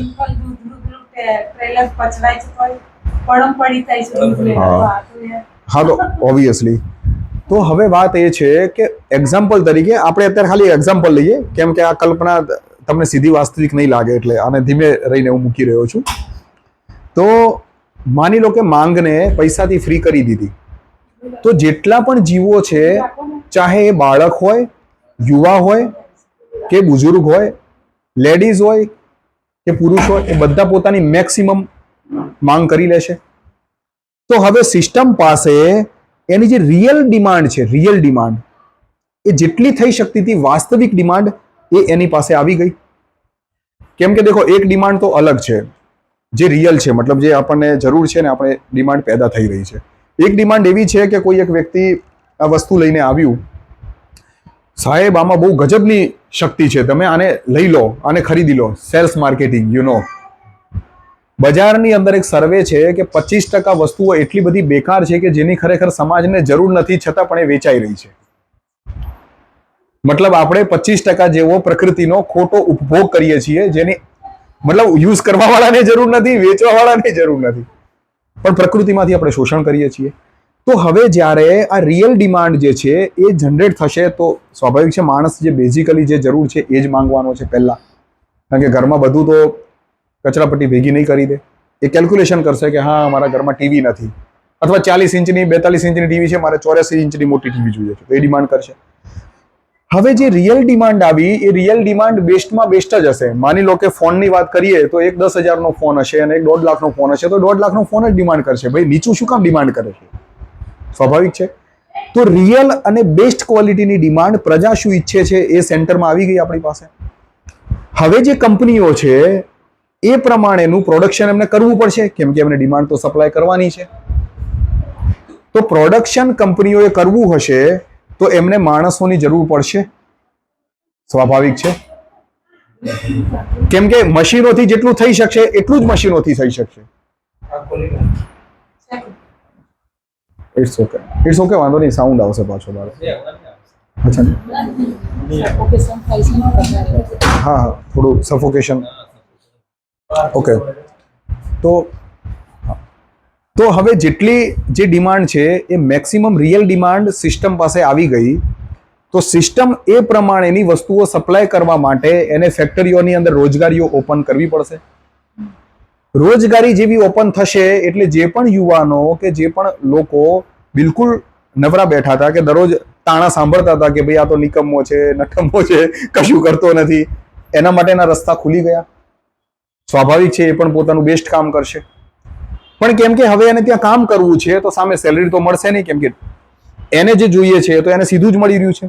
તો પછી વચ્ચે પૈસાના માધ્યમની તો કોઈ જરૂર નથી ત્યાં, કેમ કે એ તો ફ્લિપકાર્ટમાં સીધો જ ભાઈ મારે આ જોઈએ છે, ફ્લિપકાર્ટે એને સીધું મોકલી દીધું. તો સ્વાભાવિક છે કે એને તો પૈસાની ક્યાંય જરૂરત જ ના પડી. તો એટલા માટે સેલરી તરીકે પૈસા નથી લેવાનું, એ પોતાનું સ્વાભાવિક જે કામ કરવાનું છે, જેમાં એને રુચિ છે એ ત્યાં જઈને કરશે. ઓકે, તો આનાથી થશે એવું કે જે વાસ્તવિક માંગ જે છે એ પેદા થાય છે અને ત્યાં વાસ્તવિક માંગ એની પૂરી પણ થાય છે. હવે આ જે સર્કલ છે બસ એને એક પ્રોપર રીતે મેનેજ કરવાનું રહ્યું.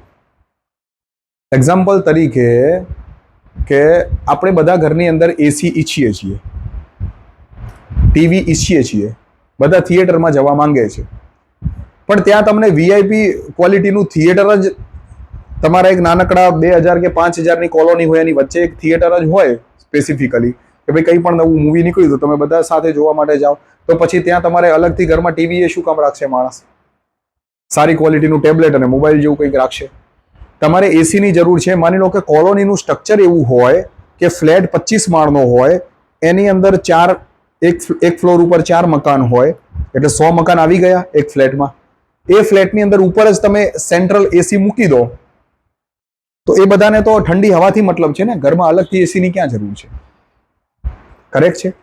બીજું મેનેજમેન્ટ આપણે જોઈએ કે ધારો કે આરો પ્લાન્ટ, આપણા ઘરની અંદર બધાએ આપણે 10-10, 20-20 કિલોના પ્લાસ્ટિકના ડબ્બા લાવીને મૂકીએ છીએ આરો પ્લાન્ટ, પણ ત્યાં કેંગન વોટર ટાઈપનો, મતલબ હવે એની રિયાલિટી કેટલી ખબર છે એ નથી ખબર કે એનું કેટલું સાયન્સ છે, પણ અમે સાંભળ્યું છે કે લગભગ 3.25 લાખનો પ્લાન્ટ આવે છે, બરાબર. તો એ કેંગન વોટરનો બેસ્ટ ક્વોલિટીનો પ્લાન્ટ ઉપર જ જનરલાઇઝ હોય, સીધું નીચે સ્વિચ ચાલુ, પેલું કોક ચાલુ કરીએ એટલે પાણી નીકળે અને 4-5 લીટર જેવું હોલ્ડ માટેનું એક વસ્તુ હોય તો ત્યાં હોલ્ડ થઈ જાય. કિચન, આપણે ઘરની અંદર ભેગું કિચન રાખીએ, ઇન્ડિવિજ્યુઅલ કિચન રાખીએ છીએ 4-5 વ્યક્તિઓ માટે. એમાં સવારે ને સાંજે એક સ્ત્રી છે એ 2-2 કલાક રિઝર્વ છે, પ્લસ એનું પોસ્ટ અને પ્રી વર્ક, એટલે પાછળથી વાસણે ધોવા, જે જગ્યાએ જમ્યા હોય ત્યાં કચરા પોતું એ કરવું, જમવાનું બનાવ્યા પહેલા એને લારીમાંથી બધો સામાન ખરીદવા માટે જવો, હે ને, નાનકડું લાઇટર બગડી ગયું છે અને આજે તો ગેસનો બાટલો ખાલી થઈ ગયો છે અને અરે આજે તો મારું ચપ્પુ નથી મળતું, આ બધી તો સમસ્યાઓ છે જ પાછી. આ બધી જે પ્રક્રિયાઓમાં માણસ જે હોલ્ડ થાય છે, પકડાઈ રહે છે, અથવા એમાં સર્કલમાં ફરે છે, નવું કંઈ વિચારી નથી શકતો, નવું સુખ લઈ નથી શકતો, કેમ કે ત્યાં એક લિમિટેડ સર્વિસ છે અને એના માટે એક માણસ બંધાયેલો છે. પણ માની લો કે આપણે લગ્નની અંદર જઈએ છીએ તો 5000 જણાનું જમવાનું મહજ 20-25 લોકોથી બની જાય છે ને, અને એ પણ એક્સપર્ટ ક્વોલિટીનું. હવે એમાં જે ભેળસેળ થાય છે ને આપણે બહારનું નથી જમતા, એ પાછો અલગ વિષય છે, એ આપણે પછી લઈશું. પણ એક સામૂહિકતાથી આપણે ઓછા મેન્ટેનન્સમાં કેવી રીતે સુખી જિંદગી જીવી શકીએ એ છે. હવે આપણે આજે રસોડું બનાવીએ છીએ તો એની અંદર એટલી ઈંટો આપણે સિસ્ટમમાંથી લઈએ છીએ, એટલા સિમેન્ટ, પછી એની અંદર પણ કલર ને આ તે રંગરોગાન ને બધું, અને એક સ્પેસ પણ આપણે લઈએ છીએ, મતલબ એક જગ્યા લઈએ છીએ જ્યાં એક વૃક્ષ ઉગી શકતું હતું, મતલબ પર્યાવરણ બેલેન્સ થઈ શકતું હતું, પણ એ સ્પેસ આપણે રોકી લીધી. તો માની લો કે જે ફ્લેટ છે એની અંદર કિચન જ ના હોય, એક જસ્ટ એક પ્લેટફોર્મ હોય, ત્યાં ઉપર સગડી મૂકી હોય, ઇલેક્ટ્રિક સગડી, અને જમવાનું દરેકનું સામૂહિક નીચે. કેમ કે હવે પૈસાનું તો આદાન પ્રદાન છે નહીં, તમારે જે જોઈએ છે બધું તમને મળી જ રહ્યું છે ઓલરેડી સીધું જ. તો તમે વિચારો કે શું આ શક્ય નથી? ઓબ્વિયસલી એવું થવું જોઈએ, તો ઘણા બધા પ્રોબ્લેમ્સ ત્યાં જ સોલ્વ થઈ જાય. બિલકુલ. તો જે નવી વ્યવસ્થા છે એનું આખું માળખું આ છે. નવી વ્યવસ્થામાં એ નવી વ્યવસ્થા આજે જૂની વ્યવસ્થામાંથી સ્વિચ કરવી હશે તો એ 3 થી 5 વર્ષનો એક પીરિયડ છે. નવી વ્યવસ્થાની અંદર કયા પ્રકારના લાભ મળશે એ મેં પેમ્ફલેટમાં પણ બતાવેલા છે. તમે અમારી યુટ્યુબ ચેનલ ઉપર આવશો ત્યાં પણ તમને મળશે. પણ સિમ્પલ ભાષામાં હું એને એક્સપ્લેન કરી દઉં નવી વ્યવસ્થાને. નવી વ્યવસ્થાની અંદર માંગ જે છે પૈસાથી ફ્રી છે, મતલબ તમારે જે પણ જોઈએ છે તમે સીધું ડિમાન્ડ કરી શકશો સિસ્ટમથી. સિસ્ટમની અંદર કોઈ પણ વ્યક્તિએ નવી વ્યવસ્થાનો લાભ લેવા માટે મિનિમમ 4 થી 5 કલાક depend on his or Har speed, મતલબ કોકની સ્પીડ એવી છે કે જે 5 કલાકમાં કોઈ કામ કરી લે છે અને કોઈ 3 કલાકમાં કામ કરી લે છે. સિસ્ટમને સર્વિસથી મતલબ છે, તમારી સ્પીડથી નહીં. કોઈ ટાર્ગેટ, માની લો કે કોઈ ચેર બનાવવાની ફેક્ટરી છે, તમારી સામે 4 મશીન પડ્યા છે, તમે એક છો, તમે 2 મશીનને હેન્ડલ કરી શકો છો.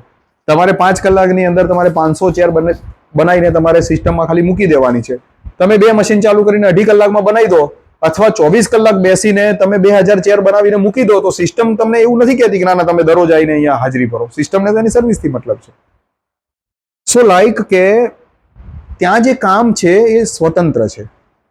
બીજું કે ત્યાં સિસ્ટમ નક્કી નથી કરતી કે તમારે આ જ કામ કરવું પડશે. તમારું સ્વાભાવિક જે પ્રકૃતિ છે, તમારી અંદરની જે રચના છે, તમે ડોક્ટર બનવા માંગો તો તમે ડોક્ટર તરીકેની સેવા આપો, તમે એન્જિનિયર બનવા માંગો તો તમે એન્જિનિયર તરીકેની સેવા આપો, તમે ચિત્રકામ કરવા માંગો, ગાયક બનવા માંગો તો તમે ગાયકી તરીકે સેવા આપો સમાજને. સિસ્ટમ અલ્ટિમેટ આપણાથી ચાલવાની છે, એટલે આપણે 4 થી 5 કલાક આપણું યોગદાન આપવું પડે તો જ ચાલે. તો ત્યાં 100% રોજગારી છે. મતલબ આજ જેવું નથી કે ભાઈ 20% તો અમે નોકરી આપ્યું, બાકીના 80% અમારે કંઈ લેવા દેવાનું, એવું નથી. ત્યાં 100% લોકો કામ કરે છે અને 4 સ્તરની અંદર વસ્તુઓ વહેંચાયેલી છે. જેમ કે એક વ્યક્તિગત સ્તર છે.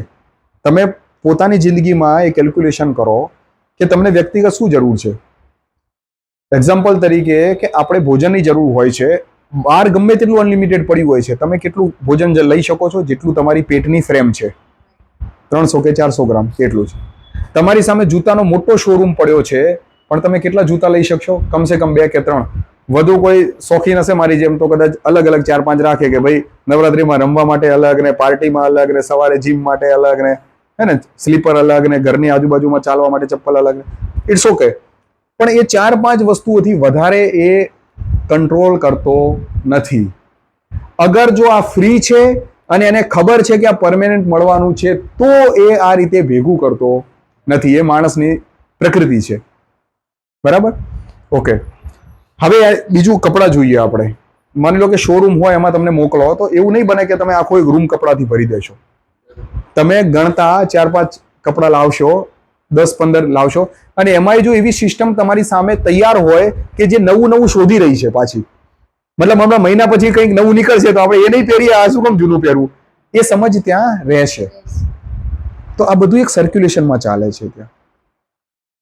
અને આ સિસ્ટમનો અમે એક અંદાજ માર્યો છે કે આજે આપણે જેટલા પણ ઉપયોગ કરીએ છીએ વસ્તુઓ, સર્વિસીસ, એનાથી માત્ર 30% કે 40%માં જ 150 કરોડ લોકો ખુશ રહી શકે છે માત્ર 30 થી 40%. કદાચ વધારે પ્રકારની એક અમુક, કેમ કે હજુ આપણી જે ડિમાન્ડ છે હજુ પીક ઉપર નથી. જો સિસ્ટમ ખુલી જાય છે તો પછી ચેતના નવા પ્રકારના વિકલ્પો શોધે છે આનંદ કરવાના. માની લો કે સુખ કરવાના એ પણ વિકલ્પો આપણે ઓપન કરીએ તો 50-60% વધારે વસ્તુઓ નહીં વપરાય. એક્ઝામ્પલ તરીકે એ નવી જે સિસ્ટમ છે એની અંદર બજાર જ નથી. આપણે અહીંયાથી દરરોજ સવારે એક બાઇકને કિક મારીને બજારમાં જવાનું અને પછી જઈને પાછું વેચવાનું, ના વેચાય એનું ટેન્શન લેવાનું, વળી એ દુકાનો બનાવવાની ને એના શટરો બનાવવાના ને એના પાછા ખંભાતી તાળા લાવીને રાખવાના, એટલે લોખંડ એટલો ઉપયોગ કરવાનો, આ બધું એ સિસ્ટમમાં નીકળી જશે. ત્યાં લોક મારવાની જરૂરત નથી, કેમ કે જેને જે જોઈએ છે સીધું સિસ્ટમમાંથી માંગી લે છે. કારથી લઈને જે પણ વ્યવસ્થા, ધારો કે એક તો મેં વ્યક્તિગત વાત કરી, વ્યક્તિગત આપણી લિમિટેશન છે. ભોજનમાં પણ એવું છે. 365 દિવસે જ્યારે તમને ફૂલ્લી ફ્રીડમ હોય છે તો તમે 365 પ્રકારના ભોજન નથી જમતા. તમારી પ્રકૃતિ એસિડિક છે કે આલ્કલાઇન છે એ પ્રકારેનું તમને તીખું ચમચમાટું જોઈએ અથવા પછી સાદું જોઈએ ભોજન. એ જે પણ તમારે જોઈએ છે ત્યાં ડૉક્ટર હશે, દરેક વ્યક્તિનું એક ચેકિંગ થશે, એને એક અંદાજ આપી દેશે કે ભાઈ આટલા પ્રકારના ફૂડ તમારા શરીરના અનુસાર તમારે જોઈએ, એ તમારે ગ્રહણ કરવા. ના કરે તો એની મરજી, સિસ્ટમ એને કોઈ દબાવ આપતું નથી. તો પણ આપણે પોતાના સ્વાભાવિક જીવનમાં જોઈએ છીએ કે આજે તમે કોઈ વસ્તુને જમ્યા તો 20 થી 25 દિવસે ફરીથી તમને એની યાદ આવશે ને આવશે.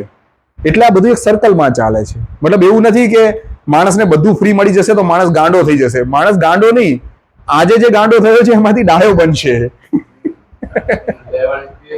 હા, એને વસ્તુ ભોગવવા માટેની સમજ પડશે. એ 4 મિત્રોને બેસાડીને સાંજનો પ્લાન કરી શકશે કે આપણે આજે સાંજે જે છે આ જગ્યા ઉપર ફરવા જવાનું છે, એટલે એની ટિકિટ અથવા જે રિઝર્વેશન છે એના માટે રજીસ્ટ્રેશન એડવાન્સમાં કરાવી શકશે. એથી કરીને સિસ્ટમ પણ ઇઝીલી કેલ્ક્યુલેશન કરી શકશે. કેમ કે હવે આપણી પાસે 4 કલાક સિવાયના જે બાકીના 24 કલાક છે એમાંથી 7-8 કલાક સુવાનું બાદ કરીએ તો 12 કલાક આપણી પાસે જીવનને મસ્ત તંદુરસ્તીથી ભોગવવા માટે છે. એ સિસ્ટમમાં સ્વાભાવિક રીતે માણસ બધી રીતે ખુશ રહેશે, એટલે બીમાર પણ નહીં પડે, એટલે હોસ્પિટલોની સંખ્યા પણ ઘટશે. બીજી, બજાર નથી તો સામે આ બાજુ શેર માર્કેટ પણ નથી. કેમ કે હવે ત્યાં કોઈ કંપનીઓ નથી કે જેના શેર વધશે ઘટશે. આપણે ઇન્વેસ્ટ કર્યું અને અડધી રાતે આપણે ટેન્શન આવે કે હવે યાર એક ફેક્ટરીમાં ક્યાંક આગ લાગી ગઈ છે એટલે કાલે પાછો શેર ગબડી જવાનો છે, તો અડધી રાતે બિચારા બ્રોકરને ઉઠાડીને કહીએ કે ભાઈ કંઈક કરતું હવે જલ્દી. આ બધી સમસ્યાઓ ત્યાં નથી. આ બાજુ પોલીસ સ્ટેશનોની પણ જરૂર નહીં પડે, કેમ કે હવે કોઈ લૂંટવા વાળું નથી, કોઈ હત્યા કરવા વાળું નથી. જે જોઈએ છે અને સ્વાભાવિક મળી રહ્યું છે. તો આ જીવન જે છે એમાં તમે વિચારો કે આ બધું હટી જાય તો આટલી ઈંટો, આટલી સિમેન્ટ અને આટલી બધી જે અવ્યવસ્થા છે એ કેટલી બધી ઇઝીલી અને બધા માટે ઉપલબ્ધ થશે. ત્યાં 5000 લોકોનું એક નગર હશે, એવું બાજુમાં બીજા 5000 લોકોનું, ત્રીજા 5000, એ રીતે નગર હશે. એ નગરનો આખો જે ફર્મ છે એવી રીતે બનાવવામાં આવશે કે જેની અંદર પાણીની વેસ્ટેજ એટલે ગટર વ્યવસ્થાથી લઈને બધું એવું હશે કે જેમાં મિનિમમ આપણને પ્રેશર પડે, મિનિમમ મેનેજ કરવું પડે આપણે કે ભાઈ વોશ કર્યું અને એનો ફ્લશ એ રીતે થઈ જાય કે પછી એ પાણી રિસાયકલ થાય અને પછી નદીમાંથી જે આપણે પાણી લઈએ છીએ પછી ખેતરોમાં યુઝ થઈ જાય. કેમિકલ નાખવાનો કે ખરાબ પ્રકારની ખેતી કરવાની કોઈ જરૂર નહીં પડે, કેમ કે ત્યાં તમારા માટે ઉત્પાદન માટે પ્રેશર નથી કે યુરિયા નાખો, ડીએપી નાખો, અલગ પ્રકારની જંતુનાશકો નાખી અને એ બહારથી સુંદર દેખાય એવું બનાવો, ભલે અંદર ગમે તેટલું ઝેર પડ્યું હોય. ભેળસેળનો કોઈ સવાલ નથી, ભ્રષ્ટાચાર કરવાનો સવાલ નથી, કેમ કે ભ્રષ્ટાચાર માટે વચ્ચે કોઈ એકમ જ નથી કે જેને આપણે કંટ્રોલ કરીને હોલ્ડ કરી શકીએ. અત્યારે તો ભ્રષ્ટાચાર કરવો પડે છે કેમ કે ખબર છે કે અહીંયાથી 2000 રૂપિયા મળશે તો, પણ ત્યાં પૈસો જ નથી તો ભ્રષ્ટાચાર કેવી રીતે કરશે? તો મતલબ આ એક એવું સોલ્યુશન છે કે જેનાથી આ બધી સમસ્યાઓ પેદા જ નહીં થાય. 0 થી 25 વર્ષ સુધી બાળકને જન્મ આપ્યા પછી 25 વર્ષનો થાય ત્યાં સુધી સંપૂર્ણ નિઃશુલ્ક શિક્ષણ છે એ સિસ્ટમના લોકો આપશે. એક્ઝામ્પલ તરીકે આજે તમે જુઓ છો કે જે વ્યક્તિઓ પાસે રોજગારી છે, કામ કરવાનું છે, એ 10 થી 12 કલાક કામ કરે છે. કેમ કે અમને પૈસો હોલ્ડ કરવો છે. એ મેક્સિમમ કમાશે અને ઓછામાં ઓછી જાવક કરશે તો એ સુખી થશે. એ સુખી થવા માટે 12 કલાક સુધી ટોર્ચર થાય છે. એક્સ્ટ્રા ટાઈમમાં પણ એ લોકો પોતાનું જીવનને ભરે છે. મતલબ જે આનંદ એને લેવો જોઈતો તે યુવાની આખી મજૂરી કરવામાં જતી રહી. અને આ બાજુ જે બેકાર છે એ બિચારો સવારથી સાંજ સુધી તાણા સાંભળે છે. જબકી એનું ટેસ્ટિંગ કરવામાં આવે તો એ વ્યક્તિ પણ અમુક બાબતોમાં બહુ સારો કારીગર હોય છે, પણ એ સિસ્ટમને લાભ આપી નથી શકતો. હવે માની લો કે બધું ખુલ્લું થઈ જાય છે, બધી જ રોજગારી ખુલ્લી થઈ જાય છે, તો હવે તમે સરવાળો મારો કે એક વ્યક્તિ નોકરી કરે છે 12 કલાક ને બીજા 2 જણા ફ્રી બેઠા છે, તો 3-4 કલાક કામ કરે તો સિસ્ટમને તો જે જોઈએ છે એ મળી જ જવાનું છે. તો આ રીતે આ જે નવી સિસ્ટમ છે એ બધાના જીવનની અંદર સોનેરી તક લઈને આવી શકે અને આ બધું જ થઈ શકે છે. હવે વાત છે કે એ સિસ્ટમને લાવવા માટેની પ્રક્રિયા શું છે. તો આ સિસ્ટમને લાવવા માટે દંગા, ફરસાદ, હડતાલ કે આ બધું કશું જ કરવાની જરૂર નથી. સ્વાભાવિક આપણી પાસે અત્યારે જે સ્થિતિ છે એમાં આપણી પાસે વોટિંગ પાવર છે. આ સિસ્ટમને અમે ધીમે ધીમે લોકોની વચ્ચે લઈ જઈ રહ્યા છીએ, કેમ કે કોઈ પણ વસ્તુ પેદા થશે તો એને પ્રેઝન્ટ તો સમાજમાં કરવી પડશે. સમાજના જે લોકોને આ ગમી રહી છે એની પહેલા એક પુસ્તક અમે અત્યારે તૈયાર કરશું, ટ્રાન્ઝિશન પીરિયડ, કે લાસ્ટ ટાઈમ અને છેલ્લી વખત એક જ વખત સંસદ બનશે જે આજની પ્રણાલીથી બને છે. એક જ વખત સંસદ બનશે અને એ સંસદ 5 વર્ષ સુધી આ રીતે ચાલશે, મતલબ એના દરેક સ્ટેપ દર વીકે આ રીતે રહેશે. અત્યાર સુધીમાં વર્લ્ડમાં કોઈ પણ વ્યક્તિ રાજનીતિમાં આવ્યા એમને ક્યારેય પણ એડવાન્સની અંદર રોડ મેપ નથી આપ્યો, મતલબ આખું સ્ટ્રક્ચર નથી આપ્યું. એ ખાલી સ્ટેટમેન્ટ આપે છે કે ગરીબી હટાવી દઈશું, તમારા ઘરે જે સામાન્ય નળ છે એની જગ્યાએ સોનાના નળ નાખી દઈશું, ચાલુ કરશો એટલે પેટ્રોલ, પાણીની જગ્યાએ પેટ્રોલ આવશે. આ બધી વાતો કરે છે, પણ એ બધા નળ કેવી રીતે સોનાના નખાશે કે પછી એમાંથી પાણીની જગ્યાએ પેટ્રોલ કેવી રીતે આવશે, શું એટલો પેટ્રોલનો જથ્થો છે, એ પ્રકારની એમની સાથે ક્યારે ચર્ચા થઈ નથી અને એમણે ક્યારે ખુલીને એ પ્રકારનો કોન્સેપ્ટ રજૂ કર્યો નથી. જ્યારે આપણે જે છે એ કોન્સેપ્ચ્યુઅલ વાત કરી રહ્યા છીએ. અહીંયા રાજનીતિ મુખ્ય નથી. અહીંયા સમાજમાં દરેક વ્યક્તિનું ધોરણ ઊંચું કેવી રીતે બને. દેખો, એક અલગ પ્રકારની વિચારધારા પણ સમાજમાં ચાલી રહી છે, જેમ કે ગાંધીવાદી હોય કે બીજા કોઈ હોય કે ત્યાગ કરો, ઈચ્છાઓનો ત્યાગ કરો, મુક્ત થઈ જાઓ, આધી રોટી આધી લંગોટી, એમાં તમે જીવન પૂરું કરો. મતલબ એ અમીરોને પણ સમજાવે છે કે ભાઈ તમે સમાજમાં બધું થોડું થોડું આપી દો અને તમે પણ આવા બની જાઓ. આ વાત એવી નથી કે 90% અહીંયા છે ને અમીરો અહીંયા છે, એમને આધી રોટી ને આધી લંગોટી કરીને એમને નીચે નથી લાવવાના. આ વાત અલગ છે કે આ 90 ને ઉપર ઉપાડવાના છે. આજે ભારતની અંદર 21 કરોડ લોકો એવા છે જેની એક દિવસની આવક 150 રૂપિયાથી નીચે છે, મતલબ મહિનામાં 4000 થી ઓછું કમાય છે. સ્વાભાવિક તમે તમારી આજુબાજુમાં પણ નજર કરશો તો તમને એવા યુવાન અથવા એવા પીઢ માણસ મળશે કે જેની 5000 કે 7000 રૂપિયા આવક છે અને એના ઉપર જ આખું કુટુંબ નભે છે.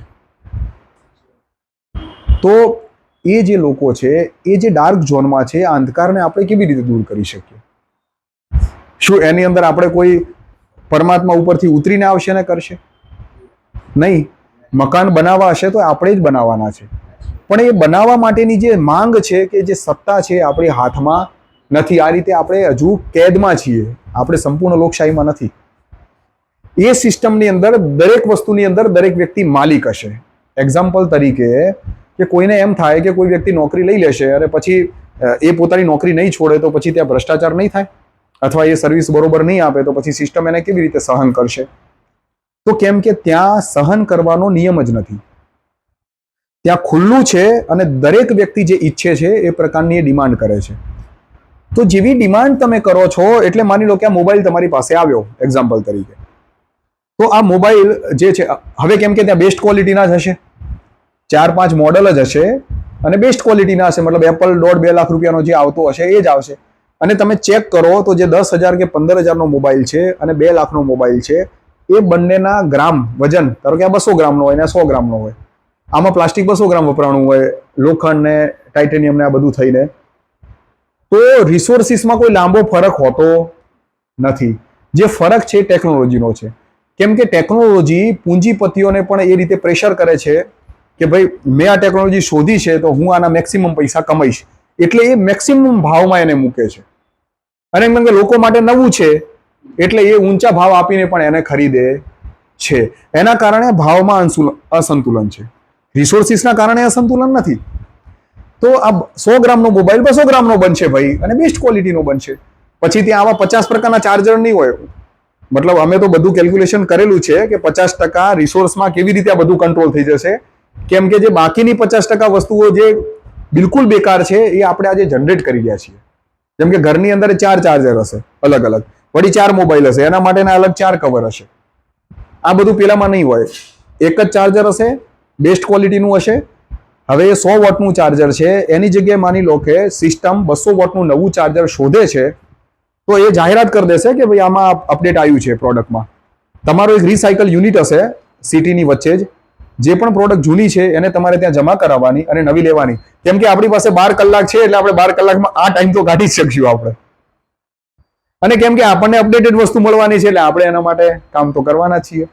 ત્યાં પણ સમજ હશે કે ચાલવું જોઈએ, કસરતો કરવી જોઈએ, મતલબ વિવિધ પ્રકારના ફૂડ ખાઈને ખાલી બોડી નહીં બનાવીએ, આપણે ત્યાં હેલ્ધી બોડી બનાવીશું, કેમ કે એ માટેની વ્યવસ્થા પણ ત્યાં હશે. તો આ રીતે સર્કલમાં કામ કરશે. તો જે પ્રોડક્ટ્સ અને સર્વિસીસ છે એ આપણે જે પણ સિસ્ટમમાંથી લઈએ છીએ, માની લો કે આ મોબાઈલ મેં લીધો, તો એનો એક ટાઈમ પીરિયડ હોય કે ભાઈ 4-5 દિવસમાં આપણે અંદાજ ખ્યાલ આવી જાય કે મોબાઈલમાં શું શું છે, કેટલું સારું છે ને કેટલું ખરાબ છે, એ અંદાજ આવી જાય એના વપરાશથી. તો 5 દિવસ પછી, એક ટાઈમ પીરિયડ પછી આપણે રેટિંગ કરવાના હશે એ સિસ્ટમમાં. અને દરેક પ્રોડક્ટ અને સર્વિસીસના રેટિંગ છે ત્યાં. 1 થી 10 રેટિંગ હશે.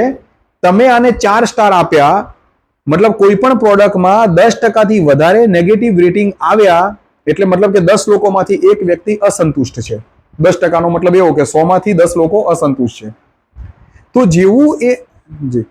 જેવું એ રેટિંગ 10%થી નીચે જશે, તરત એક જાંચ કમિટી છે એને મેસેજ જતો રહેશે કે ભાઈ આ પ્રોડક્ટ છે એમાં કોઈ ભૂલ છે.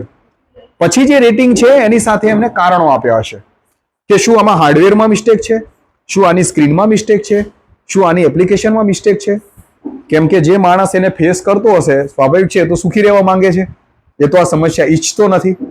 તો એટલા માટે પોતાના સમસ્યાના નિરાકરણ માટે એ સિસ્ટમને મોકલશે કે ભાઈ આ કારણ છે જેથી મને મોબાઈલ સેટઅપ થઈ રહ્યો નથી.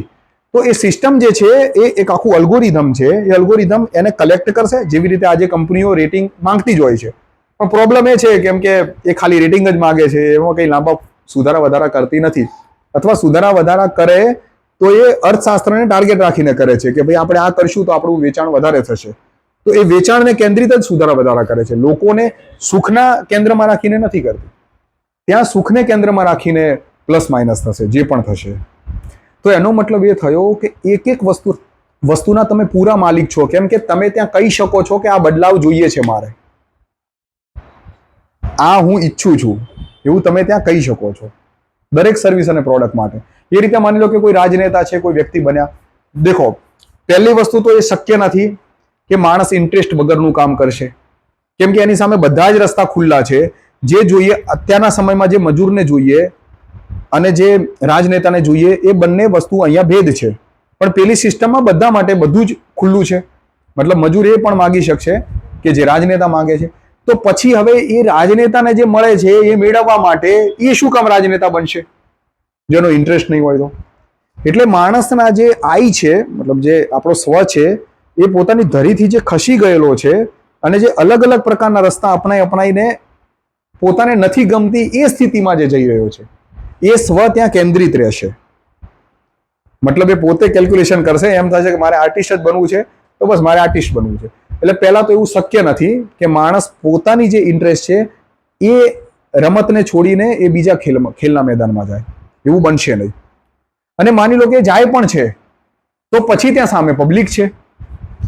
જો એવો કોઈ રાજનેતા બની ગયા કે જે એ પદને લાયક નથી, કેમ કે ત્યાં એક્ઝામ પણ બહુ પ્રોપર છે, એનું જે શિક્ષણ મોડલ છે એ પણ આખું એ રીતનું છે કે વ્યક્તિ તરીને આવી જશે ઓટોમેટિક. એને જે ઇન્ટરેસ્ટ હશે એવું જે ભણશે, એવું જે પ્રેક્ટિસ કરશે, એ પ્રકારનો મેચ્યોરિટી પકડી લેશે. તો હવે માની લો કે રાજનેતા બની ગયા અને એમને 3-4 મહિનામાં જે પ્રકારે પ્રજાને વાત કરી હતી, અથવા ત્યાં નિયમ બનાવવાનું માળખું એવું છે કે રાજનેતા કોઈ નિયમ નહીં બનાવે, રાજનેતા પાસે સત્તા નથી એ સિસ્ટમમાં. અને ટફમાં ટફ પેપર રાજનેતાનું હશે, કેમ કે એને લોકો સાથે ડીલ કરવાનું છે. સામાન્ય આઈએસ ઓફિસર કે કલેક્ટર છે, એ કોઈ એક જિલ્લાના 200-500 કર્મચારીઓને કંટ્રોલ કરે છે. પણ જ્યારે એક નેતા છે કે જે જનપ્રતિનિધિ જેને કહેવાય, એ તો જનતાનો પ્રતિનિધિ છે, અને જનતાની અવાજ સતત સાંભળવાની હોય, જનતાની સમસ્યાઓ એને સતત સોલ્વ કરવાની હોય. યથા રાજા તથા પ્રજા, એના જેવી વાત છે. તો ત્યાં તો જે પ્રજા છે એ પણ રાજા છે અને આ પણ રાજા છે. તો સ્વાભાવિક છે કે ત્યાં તો કોઈ એ પ્રકારના સ્ટેટમેન્ટ કે એ પ્રકારની ગતિવિધિઓ નહીં હોય કે જેથી સમાજ ઉપર કોઈ પ્રકારનું દબાણ આવે. માત્ર એને જે નિયમ છે એને પ્રોપરલી અન્ડરસ્ટેન્ડ કરવા પડશે, કેમ કે આખી વ્યવસ્થા સાથે એનો પનારો પડી રહ્યો છે. એટલે નિયમ બનાવનારા માણસો, કેમ કે પ્રજા જ બનાવશે, કોઈ પણ નિયમ જે છે એ બનાવનારા માણસો ઇનિશિયલી બૌદ્ધિક લોકો હશે. એ કોઈ પણ નિયમ સમાજમાં લાગુ કરવો હશે, વ્યવસ્થામાં લાગુ કરવો હશે, તો એ 3 મહિના સુધી પબ્લિક ડોમેનમાં પડ્યો રહેશે અને એના વિશે એને એક્સપ્લેન કરવામાં આવશે. અને પછી એમાંથી જે નિયમ પ્રજાને ગમે છે એને વોટ આપશે. એ જે નિયમ વોટિંગમાં આગળ વધશે એ નિયમ જ પ્રેક્ટિકલમાં બનશે. અને પ્રેક્ટિકલમાં બન્યા પછી પણ જો એ નિયમ કે એને લાગુ કરવાવાળા વ્યક્તિથી સમાજ ખુશ નથી તો તમે નેગેટિવ વોટિંગ આપી દો. એ રાજનેતાનું નેગેટિવ વોટિંગ 90% જેવું નીચે જશે એટલે તરત જ એનું કાર્ડ બ્લોક થઈ જશે. મતલબ એને એની ચેમ્બરમાં ઘૂસવાનું જ નથી, પિક્ચર એનું ક્લોઝ થઈ ગયું ત્યાં. અને બીજા નંબરનો જે વ્યક્તિ છે તરત એની જગ્યા લઈ લે છે. આટલું બધું પ્રોપર છે આ મોડલ. મતલબ તમે વિચારો કે આમાં કઈ એવી વસ્તુ છે જે સમસ્યા પેદા કરશે. આપ વિચારો. ઓકે, તો આને લાવવા માટેનું સિમ્પલ એ છે કે આ આખી જે વસ્તુ છે, વિષય વસ્તુ છે, કોન્સેપ્ટ છે, એને અમે લોકોની વચ્ચે મૂકી રહ્યા છીએ. યુટ્યુબ ચેનલ છે અમારી, જેની અંદર આજની પ્રેક્ટિકલ શું સમસ્યાઓ છે અને ભવિષ્યમાં આનો ઉકેલ કેવી રીતે આવી શકે છે અથવા નવા મોડલમાં આનું સોલ્યુશન કેવી રીતે કર્યું છે એના ઉપર 1000થી વધારે વિડીયો અમે મૂકી દીધા છે. કેમ કે આટલા બધા દેશના લોકો સુધી આ વાત જશે તો એના પછી એ લોકો કેટલાય પ્રકારની જ્ઞાનની આશા રાખશે કે અમને બધી ઇન્ફોર્મેશન પ્રોપર મળે. તો સ્વાભાવિક છે કે એના માટેનું હું મેનેજમેન્ટ કરી રહ્યો છું. તો હું એડવાન્સની અંદર જ એ બધું ડેવલપ કરી રહ્યો છું કે જેથી કરીને સ્ટેપ વાઇઝ આપણે બધા લોકોને પોષણ આપી શકીએ નોલેજ લેવલ ઉપર પહેલા. કેમ કે નોલેજ લેવલ ઉપર એ સંતુષ્ટ થશે તો પછી એ વોટ માટે અથવા પ્રક્રિયાને આ સંમતિ આગળ આપવા માટે પોતાના કદમ વધારશે. તો યુટ્યુબ છે, એવી ને એવી એક એપ્લિકેશન પણ અત્યારે ચાલુ છે બનવાની. સંસ્થાની એપ્લિકેશન છે. લોકો ઈચ્છે તો આની અંદર જોડાઈ શકે છે, પોતાનું યોગદાન આપી શકે છે. સંસ્થાએ જે ફ્યુચર મોડલ છે એ આજની સંસ્થા છે. જે નિયમો ભવિષ્યમાં આવવાના છે અને જે પ્રમાણે આખી વ્યવસ્થા ચાલવાની છે, અર્થશાસ્ત્રથી આપણે આજની સિસ્ટમ કંટ્રોલ છે એટલે અર્થશાસ્ત્રની ઇફેક્ટ છે. બાકી બૌદ્ધિક સ્તરે અમે લોકો ફ્રી છીએ.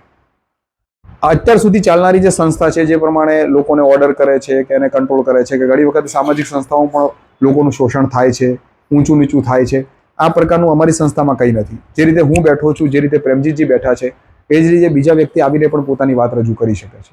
આ આટલું બધું સરળ છે. મતલબ અમે એને સ્ટાર્ટથી જ એટલું બધું સરળ રાખી રહ્યા છીએ કે જેવી રીતે સમાજની અંદર કોઈ વ્યક્તિ કપડાનું યોગદાન કરે છે, પોતે સીવીને આપે છે, કોઈ મજૂર જે છે એ રૂ પેદા કરે છે અને સમાજને આપે છે, કોઈ કિસાન જમવાનું પેદા કરીને અનાજ લોકોને આપે છે, એ રીતે કોઈક એન્જિનિયર પોતાની બૌદ્ધિકતાથી આપી રહ્યો છે, ડૉક્ટર પોતાની સેવા આપી રહ્યો છે. એવી રીતે અમારી પાસે જ્ઞાન છે તો અમે જ્ઞાનને મૂકી રહ્યા છીએ. આ રીતે આપણે બધા સમાન જ છીએ. હા, એ જે લોકો અસમાનતા બનાવી રહ્યા છે જ્ઞાનના નામે, એમના ટાર્ગેટ અલગ છે, એમની કલ્પનાઓ અલગ છે, એમના લક્ષ્યો અલગ છે. એટલે એની જે વાત છે એ બધી ક્લેરિટી કે એ લોકો કેમ અસમાનતા કરી રહ્યા છે અથવા એ પૃથ્વીની અંદર આમ તો વાત કરે છે કે અમે આખા જગત માટે છીએ, આખા વિશ્વ માટે છીએ, પણ એ પૃથ્વીની અંદર એક નાનકડો હિસ્સો લઈને અલગથી એ આશ્રમ બનાવી રહ્યા છે કે ત્યાં બધા લોકોને બોલાવી રહ્યા છે. આ બધું એ કરી રહ્યા છે. અમારી એ પેટર્ન નથી. અમે પોતાને એક શિક્ષક તરીકે અથવા એક જાણકાર તરીકે રજૂ કરીએ છીએ કે અમારી પાસે આ જાણકારી છે, એને અમે રજૂ કરીએ છીએ. તમને ગમે તો આમાં જોડાઈ શકો, તમને ગમે તો તમે તમારી પણ વિચારોને આમાં શેર કરી શકો છો. આ રીતે ખુલ્લું છે. તો આ રીતે આ પ્રેઝન્ટ થતા જ્યારે 50%થી ઉપર લોકો સુધી પહોંચી જશે એટલે પછી એક સર્વે કરવામાં આવશે કે શું તમે આ વ્યવસ્થાને ઈચ્છો છો. જો લોકોની મોટા ભાગની સંમતિ હશે કે હા અમે ઈચ્છીએ છીએ તો પછી તરત જ એક રાજનૈતિક પાર્ટી બનાવીશું અથવા પછી કોઈ રાજનૈતિક પાર્ટી આ કોન્સેપ્ટને લાવવા માંગે છે તો એના રાજનેતાઓના બધાના ટેસ્ટ થશે. ત્યાં ઓપન ટેસ્ટ થશે ઇન ફ્રન્ટ ઓફ પબ્લિક, કે એમાં પબ્લિક પોતાના સવાલો પૂછી શકે છે અને ચેક કરી શકે છે કે આ વ્યક્તિને વ્યવસ્થાનું નોલેજ કેટલું છે, શું આ વ્યવસ્થા બદલવા માટેની લાયકાત ધરાવે છે કે નહીં, એવું. અને બીજા અમુક લોકો જે છે જે આમાં ટ્રેન થઈ ગયા હશે, તૈયાર થઈ ગયા હશે, એ લોકો મળીને છેલ્લી વખતે એક સંસદ બનશે. 3 થી 5 વર્ષના પીરિયડમાં સ્ટેપ વાઇઝ એક આખી રચના છે. એની પણ પુસ્તક હવે તૈયાર થઈ રહી છે એટલે એ પણ પુસ્તક આપણે સામે મૂકી દઈશું. કે ભાઈ આજની વ્યવસ્થામાંથી પેલી વ્યવસ્થા 3 થી 5 વર્ષમાં કેવી રીતે સ્વિચ થશે. અને એ રચના એ રીતની બનાવેલી છે કે એમાં દરેક વ્યક્તિ ખુશીથી કામ કરશે. મતલબ આ સ્વિચિંગનો જે ટાઈમ છે, ટ્રાન્ઝિશન ટાઈમ જેને કહેવાય, સંક્રમણ પીરિયડ જેને કહેવાય, એ દરમિયાન પણ દરેક વ્યક્તિ માટે દરેક દિવસ સોનેરી હશે. મતલબ આમાંથી પેલું મકાન બનતું જશે ધીમે ધીમે. 3 થી 5 વર્ષના અંતે જેવું એ મકાન બની જશે ત્યારે બધાની સ્થિતિ એ લેવલ ઉપર હશે કે ત્યાં આદાન પ્રદાન માટે પૈસાની બિલકુલ જરૂર રહેશે નહીં. એટલે પછી ખાલી એને એનાઉન્સ કરવાનું રહેશે કે આપણા બધાની જિંદગી જે સ્તરે પહોંચવી જોઈતી હતી ટોટલ એ મેક્સિમમ સ્તરે પહોંચી ગઈ છે. હવે આપણે આ સિસ્ટમને, જૂની સિસ્ટમને સંપૂર્ણપણે ડેટાના લેવલ ઉપર, મતલબ માહિતીના લેવલ ઉપર આપણે છોડી રહ્યા છીએ. અને પછી એ છેલ્લી એની વિદાય હશે અને આપણે બધા નવી સિસ્ટમમાં સ્વિચ કરી રહીશું. આ રચના છે. ગમી બધાને? રચના તો બહુ સારી છે, પણ એને સ્ટાર્ટ કરવું અને એક બહુ અઘરું નથી લાગતું તમને? નહીં, નથી કે લાગતું. અત્યારે જે ગાડરીયો પ્રવાહ ચાલી રહ્યો છે હા. એમાં તમે એકલા પડી જશો. જી જી જી, અમે નહીં જે પડીએ. બાજુ પ્રવાહ વહી રહ્યો છે તમારા સામે કિનારે તમારે જવું છે, પ્રવાહની વિરુદ્ધમાં તમારે તરવાનું છે. તમે કરી શકશો? જી જી જી, હું તો તો હું એને એક્સપ્લેન કરી દઉં કે તમે આને જો ઝીણવટથી જોશો તો એકચ્યુઅલી અમે પ્રવાહની વિરુદ્ધમાં નથી ચાલી રહ્યા.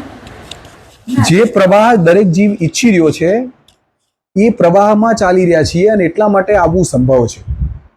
એક્ઝામ્પલ તરીકે ધારો કે ભાજપ છે, એને કોઈ વ્યવસ્થા લાગુ કરવી હતી, એ સેન્ટરમાં આવ્યું, પણ દિલ્હીની પબ્લિકને કેજરીવાલનું ગમ્યું.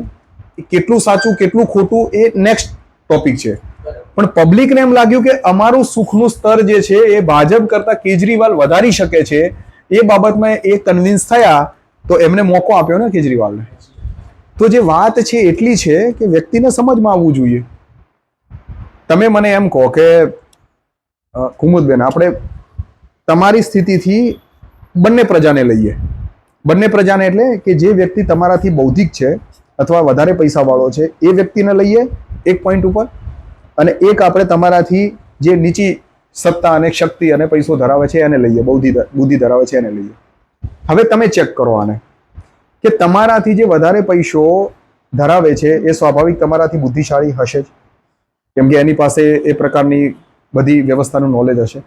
જ્યારે એને એવી ખબર પડશે કે ભાઈ હું આજે આટલું બધું કંટ્રોલ કરવાની કોશિશ કરું છું તો પણ કંટ્રોલ રહેતું નથી, અને બીજા પ્રકારના જે લાગણી અને બુદ્ધિના ડર છે એ તો છે જ પાછા ત્યાં ઉપર, તો આ જ જીવન આનાથી બેટર જીવન. કેમ કે માનો કે એને મોબાઈલ મંગાયો, હવે એને 10 લાખનો મોબાઈલ મંગાયો, એમાં કોઈ ડિફેક્ટ આવી અને કસ્ટમર કેર વાળા નથી સાંભળી રહ્યા, ત્યારે એને એ જ દુઃખ પડે છે જે આપણે 10,000 મોબાઈલમાં ભોગવીએ છીએ. વાત કરેક્ટ છે ને? એની પાસે 1 કરોડ રૂપિયા છે, આપણી પાસે 1 લાખ રૂપિયા છે. આપણી ધર્મપત્ની 10,000 રૂપિયા માંગે અચાનક, ત્યારે જે લોડ આવે એ જ ટેન્શન પેલા 1 કરોડ વાળા પાસે 10 લાખ રૂપિયા માંગે ત્યારે આવે. ગુણોત્તર તો સરખો જ છે. મતલબ વાત એ છે કે કોઈના પોકેટમાં 1000 રૂપિયા છે ને એમાંથી 500 ની નોટ પડી ગઈ ત્યારે એને જેટલું દુઃખ થાય એટલું પેલાના પોકેટમાં લાખ રૂપિયા છે એમાં 50,000 ક્યાંક મિસ થઈ ગયા તો એને જે ટેન્શન આવે એ જ આવે. હમણાંની એક એક્ઝામ્પલ છે કે અનિલ અંબાણીને કંઈક પૈસાની જરૂર હતી અને મુકેશ અંબાણીએ 500 કરોડ કંઈક હેલ્પ કરી, એવું છે. તો એને 500 કરોડની જે જરૂર પડી હશે ત્યારે એના ઉપર જે બેંકનું પ્રેશર આવ્યું હશે અથવા એ જે ટેન્શન આવ્યું હશે એ તમને એવું લાગે છે કે એ સ્તરના માણસે નહીં ભોગવ્યું હોય? એ પણ ભોગવી રહ્યા છે. તો એક તો જ્યારે આ વાત આવશે કે ભાઈ આખા સમાજનું એવું સ્તર થઈ જાય છે કે હવે મને મારી દીકરીનું અપહરણ કોઈ કરી લેશે અથવા કોઈ બલાત્કાર કરી લેશે અથવા કોઈ એને કંઈક ખવડાવી પીવડાવીને એને કોઈ ગલત પ્રકારના રસ્તે ચડાવી દેશે અથવા કાનૂન અને અપરાધ કરાવશે. આ પ્રકારની સ્થિતિ પેદા નહીં થાય એ જ્યારે એને ખબર પડશે તો એ શું કામ આને સપોર્ટ નહીં કરે? એક સવાલ. ચલો માની લો કે એ સપોર્ટ નથી કરતા, તો હવે કુમુદબેન તમારા સ્તરથી નીચેના સ્તરના માણસોનું જોઈએ કે જ્યારે કોઈ ઝૂંપડપટ્ટીના માણસ પાસે એ વાત જશે કે ભાઈ તમને ફ્લેટ પણ મળશે ત્યાં બધું, કેમ કે વ્યક્તિગત વાત કરી એ રીતે કુટુંબનું જે સુખ છે 4 સ્તરની અંદર આ વ્યવસ્થા છે. વ્યક્તિગત તો આપણને જે જોઈએ છે ડિમાન્ડ સપ્લાય મળી જશે, કેમ કે કુટુંબ પણ એક સુખનું માધ્યમ છે આપણા માટે. આપણે લાગણીઓથી એકબીજા સાથે રહેવા માંગીએ છીએ આ તે, તો ત્યાં કુટુંબની અંદર એકબીજા ઉપર પ્રેશર નથી. પત્નીનું પ્રેશર પતિ ઉપર નથી કે તમારે કમાઈને જ લાવવું પડશે, પતિનું પ્રેશર પત્ની ઉપર નથી કે તારે મા બાપને સાચવવા જ પડશે. ત્યાં ઘરડા મતલબ જે બુઝુર્ગ લોકો છે એમના માટે પણ એટલી સરસ હોસ્ટેલ અને એવી વ્યવસ્થા હશે કે એમના લેવલની રમતો રમાડવામાં આવતી હશે, ઇઝીલી એમને સારી રીતે સર્વાઈવ કરવામાં આવતા, એમના માટે મેડિકલ સુવિધાઓ, નર્સની સુવિધાઓ અવેલેબલ હશે. તો શું બુઝુર્ગો આને નહીં ઈચ્છે? 0 થી 25 વર્ષ સુધીના બાળકોને ફ્રી એજ્યુકેશન છે.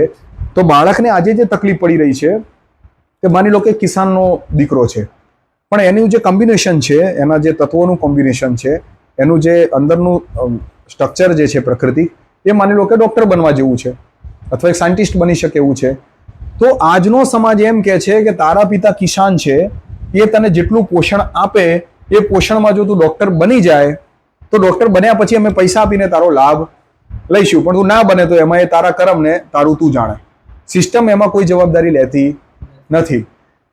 પણ તમે વિચારો કે સિસ્ટમ જવાબદારી નથી લેતી ને માની લો કે એની અંદર ડૉક્ટરનું બીજ છે, એ સ્થિતિ છે અને એને પોષણ ના મળ્યું અને એ વ્યક્તિ વિકસિત ના થયો, તો આપણે સમાજમાં એક સારો ડૉક્ટર ખોઈ દઈએ છીએ.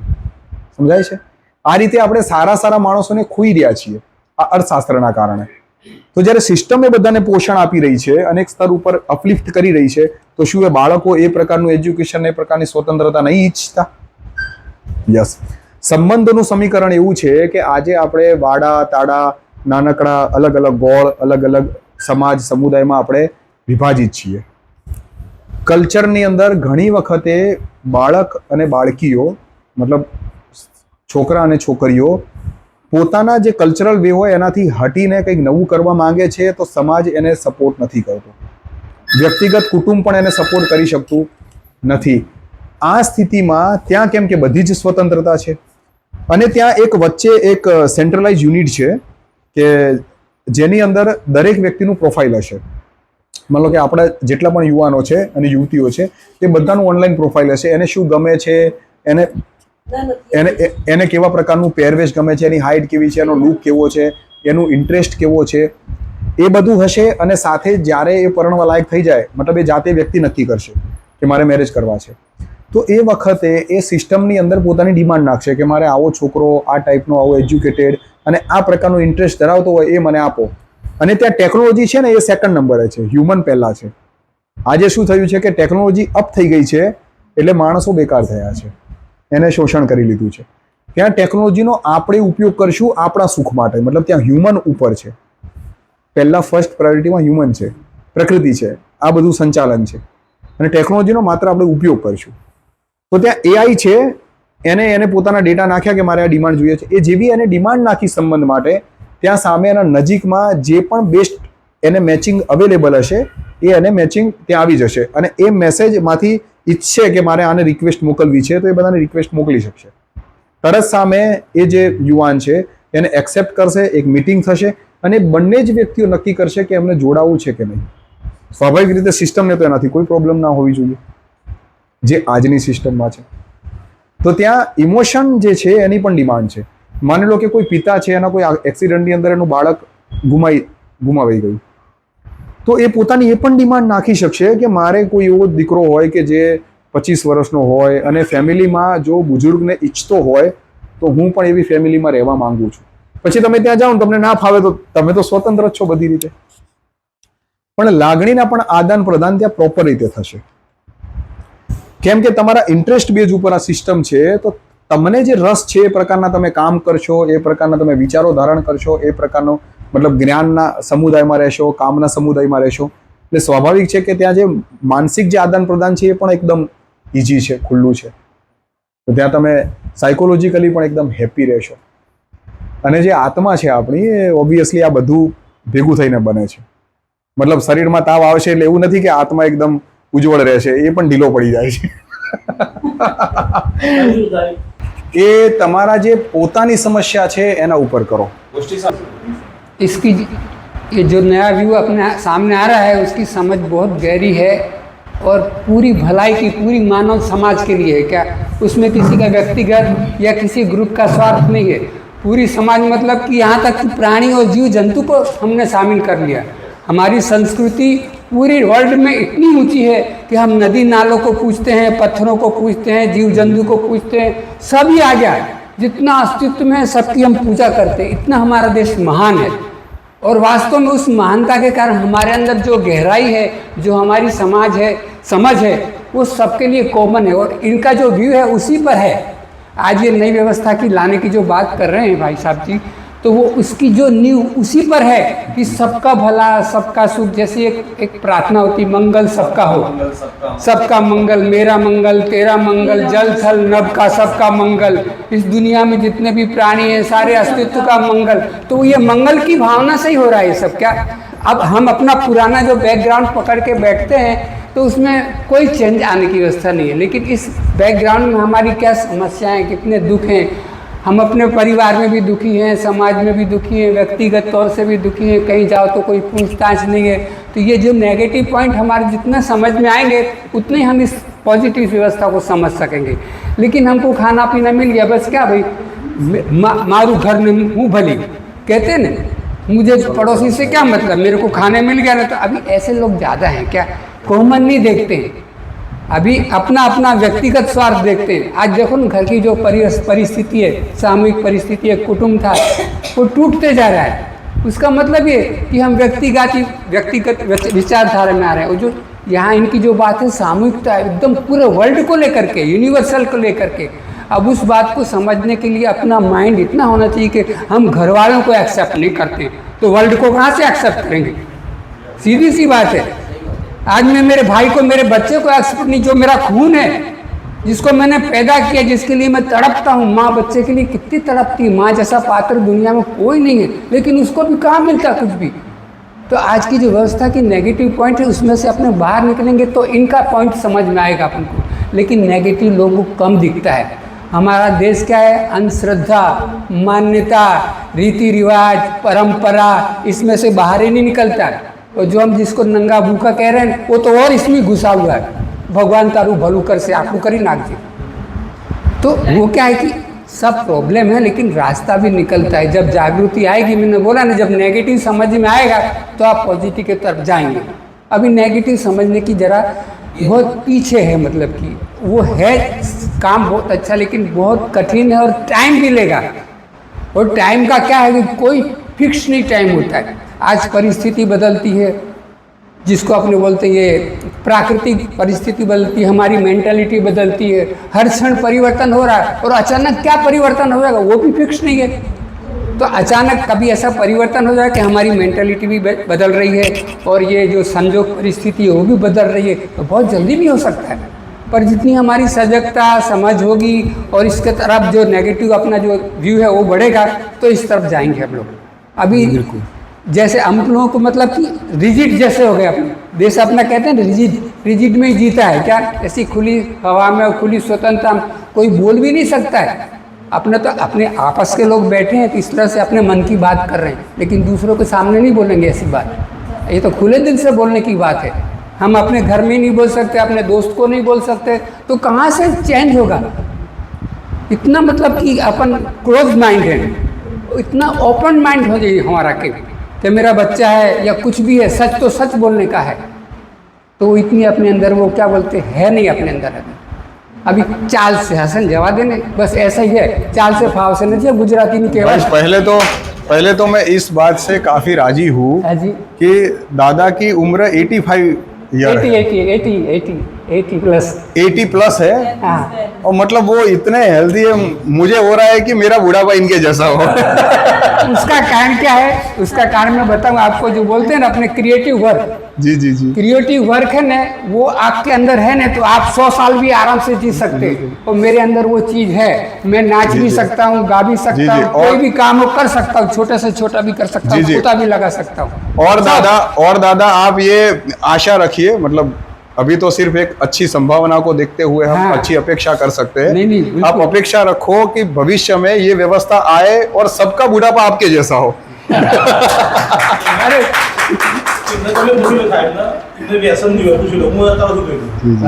अच्छा, एक सवाल मैं ले लूं, एक सवाल ले लूं। अभी हमारी बात चल रही थी, अभी हमारू व्यसन એટલે हमारू પેલું શું કે પ્રોજેક્ટિવ વર્ક, હા હોબી જેને કહીએ ને એ हमारू વ્યસન। आज પણ આજની તારીખમાં ખૂબ જ મને ગાઈડ કરે છે हाँ बहु स्मार्ट મને है। guide મારું છે ને જો motivate કરે છે હું ऐसा તમને होता है કહું- जनरली कि जो 60-65 साल के लोग हो जाते हैं फिर उनका साइकोलॉजिकल डिस्टर्बेंस होता है, थोड़ा असंतुलन बनता है।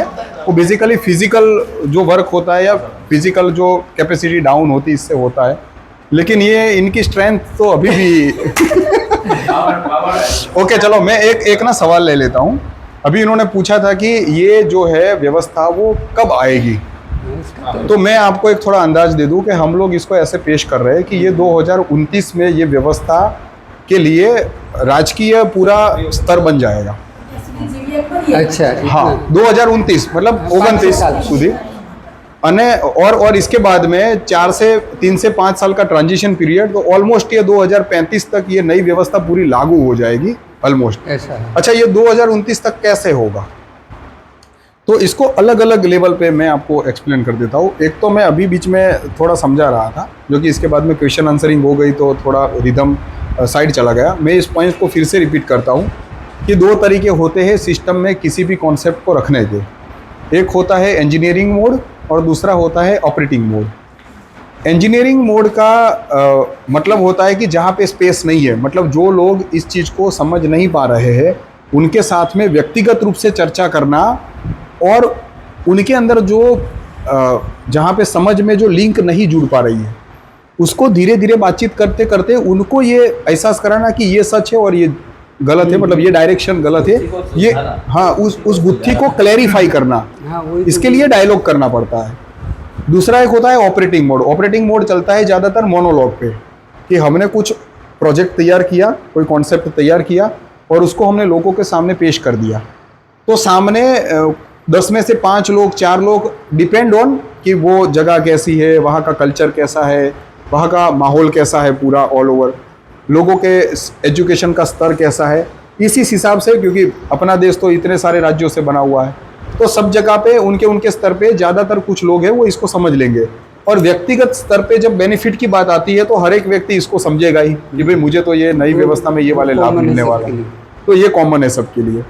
लेकिन जो दार्शनिक लेवल का है या फिर जो मतलब पूरी सिस्टम को हैंडल कर सके उस प्रकार की विचार या विजन रखता है, बहुत वो सीधा सीधा कई बार एक्सेप्ट नहीं कर सकता। नहीं। लाभ को देखते हुए उसको लगेगा कि ये कैसे आएगा, तो उसके जो क्वेश्चन होते हैं फिर इसके बाद में इंजीनियरिंग मोड शुरू होता है कि वहाँ पे हम चर्चा विचारणा करते हैं और उसमें स्पेस तैयार करते हैं माइंड में कि उसको ये क्लियर हो कि हाँ मतलब मैं चल रहा था उसमें गड़बड़ी। तो इंजीनियरिंग मोड के लिए हमने एक ओपन मंच तैयार किया है।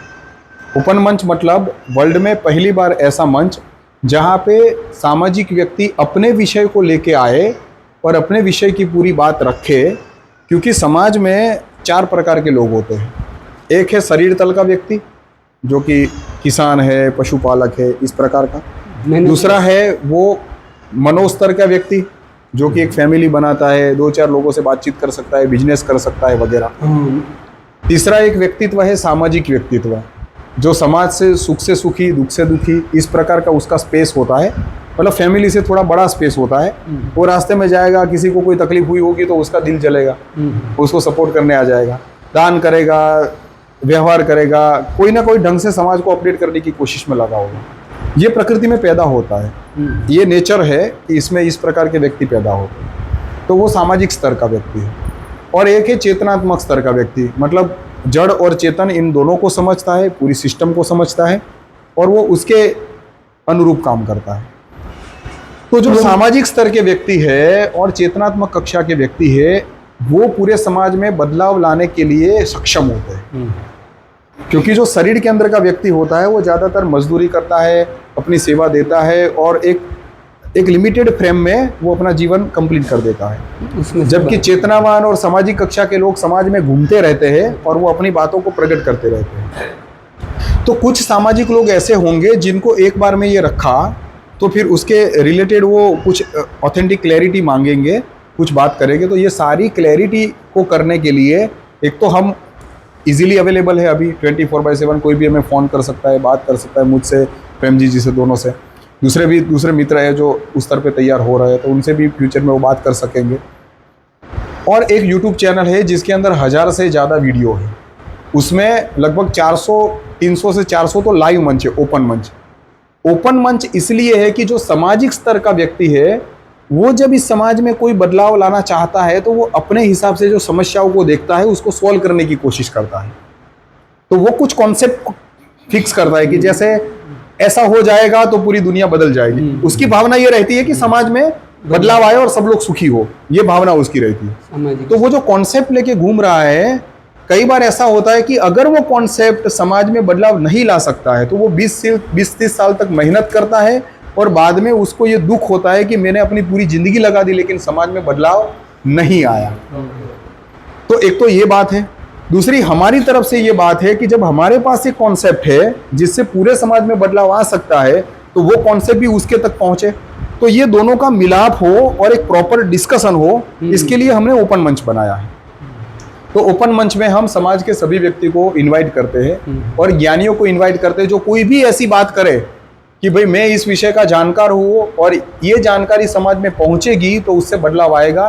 तो उनको बुलाते हैं, 1 घंटे का टाइम देते हैं, इसमें वो अपनी पूरी विषय वस्तु रखते हैं, विषय भी वो चुनेंगे, समय भी उनका सामने यूट्यूब में आराम से लोग देख रहे हैं, क्योंकि हमारा तो कोई ऐसा सिस्टम है नहीं कि भाई कोई आश्रम बनाएंगे वहाँ पे आके आप बात करो या वहाँ पे ही मिलो तभी बाबा आपको मिलेंगे, ऐसा कोई कॉन्सेप्ट नहीं है हमारा।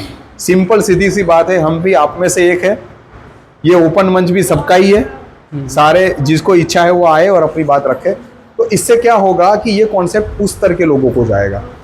अभी उस तरह के लोगों को जाने से क्या फर्क पड़ता है कि आप अपने निजी जीवन में चेक करो, कोई भी व्यक्ति अपने जीवन में चेक करो, आपके पास 2 प्रकार के व्यक्ति से आप जुड़े रहोगे।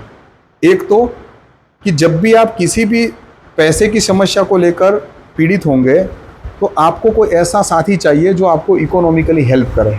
ऐसा आप अपने जीवन में एक व्यक्ति को रखोगे, क्योंकि व्यक्ति तो सुखी होना चाहता है, वो केंद्र तो कहीं जाने वाला नहीं है। और दूसरा ये कि कभी भी आप साइकोलॉजिकल समस्या से मतलब बौद्धिकता से कहीं पर भी कंफ्यूज हो गए कि अब मैं यहाँ पे खड़ा हूँ लेकिन मुझे कोई रास्ता नहीं मिलता है, तो इस प्रकार का गाइडेंस देने वाला कि ये सच है और झूठ है, इसमें आपकी मदद करने वाला एक बुद्धिमान व्यक्ति भी आप अपने जीवन में रखोगे। और वो हर एक व्यक्ति रखता है, चाहे वो छोटा मजदूर भी क्यों ना हो। तो ये जो 2 प्रकार के व्यक्ति है, इसमें जैसे मान लो कि हम एक यूनिट लेके जैसे किसान और मजदूर, तो वो अपने कम्युनिटी का कोई बड़ा होगा उसको अपने साथ रखेगा कि भाई जब भी जरूर पड़ी तो वो उनसे मदद ले सकता है। वो जो उसका हेड होगा उसके जीवन में भी ये 2 व्यक्ति होंगे कि वो भी किसी से इस प्रकार की मदद लेता है। ये चैन ऐसे बनते बनते बनते अल्टीमेट जो स्वतंत्र बुद्धिमान प्रतिभा धराते हैं वैसे बुद्धिमानों पे आके अटक जाता है, क्योंकि वो स्वयं अपने आप में कंप्लीट, उससे ऊपर फिर नहीं है, वो खोजी टाइप का है। तो ये चेन ऐसे बनी रहती है पूरी। तो जब ये कॉन्सेप्ट उस प्रकार के बुद्धिमान लोगों पे जाएगा तो दूसरे कुछ लोग मानो इसको नहीं भी समझ रहे हैं, लेकिन अगर बुद्धिमान व्यक्ति ने यह समझ लिया या सामाजिक व्यक्ति ने यह समझ लिया तो वो अपने समुदाय को बोलेगा कि भाई ये ठीक है, तो मानो फिर वो पूरा समुदाय जो है वो इसमें जुड़ गया, क्योंकि वो फिर अलग से इस तरह से नहीं है। दूसरा कि ये कॉन्सेप्ट है वो पूरा लॉजिकली है, मतलब आप कोई भी सवाल उठाओ उसका हम पूरा लॉजिकली इसको रखते हैं। इससे क्या होता है कि जो श्रद्धा वाला जो भ्रम है वो नहीं रहता, क्योंकि श्रद्धा जैसी कोई चीज़ दुनिया में नहीं है जो परमानेंट हो। अगर आपको कोई बोल दे कि आप श्रद्धा करो कि ये बोतल नहीं है मोबाइल है, अब यहाँ पे 2 चीज़ें हो सकती है, या तो आप इतने अंधे हो सकते हो कि आपको ये पता ही ना चले कि ये बोतल है कि मोबाइल है, और दूसरा ये हो सकता है कि आपको दिख रही है बोतल और वो अपने आप को मनवाते रहते हो कि नहीं नहीं ये तो मोबाइल है, ये तो मोबाइल है, जबकि ये मोबाइल की तरह काम आता नहीं है। इसलिए जीवन में श्रद्धा की कोई ज़रूरत नहीं है। इस तरह से हम हमारे ट्रस्ट से, हमारे ये संगठन से इस बात को बार बार रखते हैं कि कॉन्सेप्ट में कहीं पर भी आपको गलती लगे या कहीं पर भी आपको प्रश्न उठे तो प्रश्न कीजिए। जितने ज़्यादा प्रश्न आएंगे इतना ज़्यादा हमारा कॉन्सेप्ट भी शार्प होता जाएगा। जो कि मैं एक एप्लीकेशन भी बना रहा हूँ क्वेश्चन बैंक करके, क्योंकि हमें पता होता है कि हम जैसे ही कॉन्सेप्ट को रखते हैं तो कुछ प्रकार के क्वेश्चन पैदा होते हैं और वो कॉमन होते हैं। तो जैसे गूगल में आप कुछ भी टाइप करते हो तो आपको आंसर मिल जाता है, ऐसे उस एप्लीकेशन में क्वेश्चन रहेगा और नीचे मैं और प्रेमजीत जी और ऐसे जो भी उस प्रकार का काम कर सकते हैं वैसे लोग ऑडियो के साथ में आंसर डाले रहेंगे।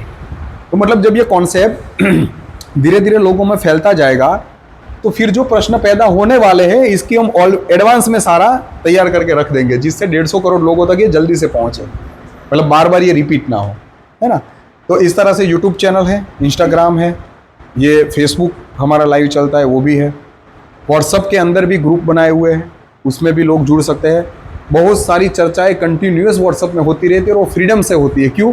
क्योंकि प्रश्न करने वाला भी ऑडियो करके डाल देता है कि मेरा ये प्रश्न है, और हम भी जब फ्री होते हैं, जैसे अब ये कार्यक्रम पूरा होगा, शाम को जाएंगे तो 2-4 सवाल पड़े ही होंगे वहाँ पर, तो फिर उसका हम जवाब देते हैं।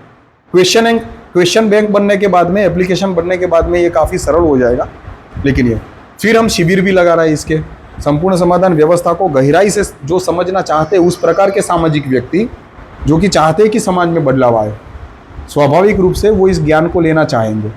तो इसलिए शिविर भी हम करते हैं, सेमिनार करते हैं, 1 डे सेमिनार करते हैं। अभी एक प्रोजेक्ट भी हमारा शुरू होगा जिसका नाम है know the system know your self. मतलब ये व्यवस्था को जानो और खुद को जानो, क्योंकि हमें अपने आप से भी डील करनी होती है और व्यवस्था से भी डील करनी होती है। तो ये इजीली हम समझ सके कि ये क्या स्थिति है जिसमें हम बेस्ट अपना रोल प्ले कर सके, वो डिसीजन मेकिंग हमारी प्रॉपर हो, हमें रास्ता सही और सीधा दिखे, इसके लिए करके हम ये प्रोजेक्ट शुरू करने वाला है। तो उसमें भी 1-2 घंटे के सेमिनार रहेंगे। ऑलरेडी हम स्कूल कॉलेज में भी सेमिनार कर रहे हैं, क्योंकि क्या होता है कि कल्चर के कारण कुछ बहुत एज्ड लोग होते हैं, खास करके जो शरीर तल के और कौटुंब तल के, उनमें फिक्सेशन आ जाता है।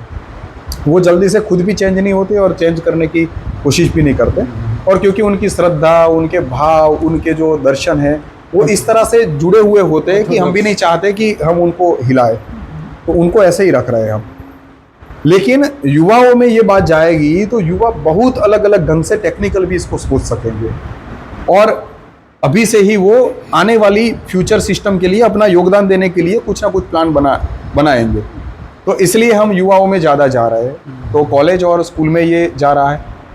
मूवी के लिए एक तैयारी चल रही है, तो फ्यूचर में इसके ऊपर 2-2.5 घंटे की मूवी आ जाएगी।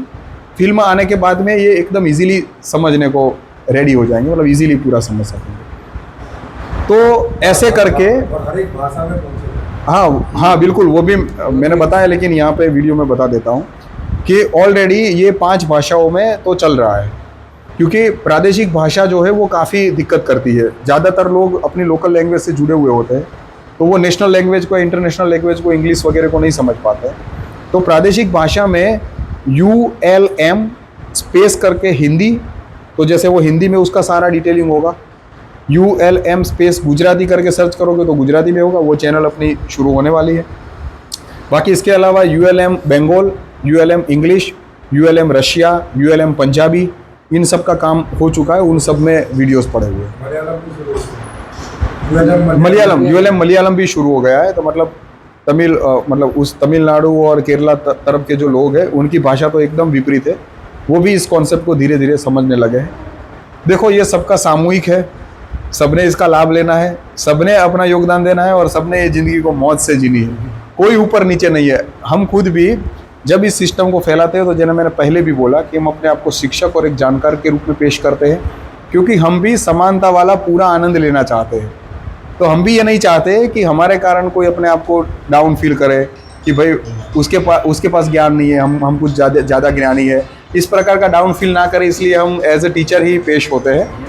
तो ऐसे करके हम सब समान रूप से आगे बढ़ेंगे। और इस व्यवस्था को, नहीं, मैं इंजीनियर था, लेकिन इसमें अपने आप को, हाँ, सब्जेक्ट है और एज ए जानकार कि हमारे पास इंफॉर्मेशन है, बस इतना ही।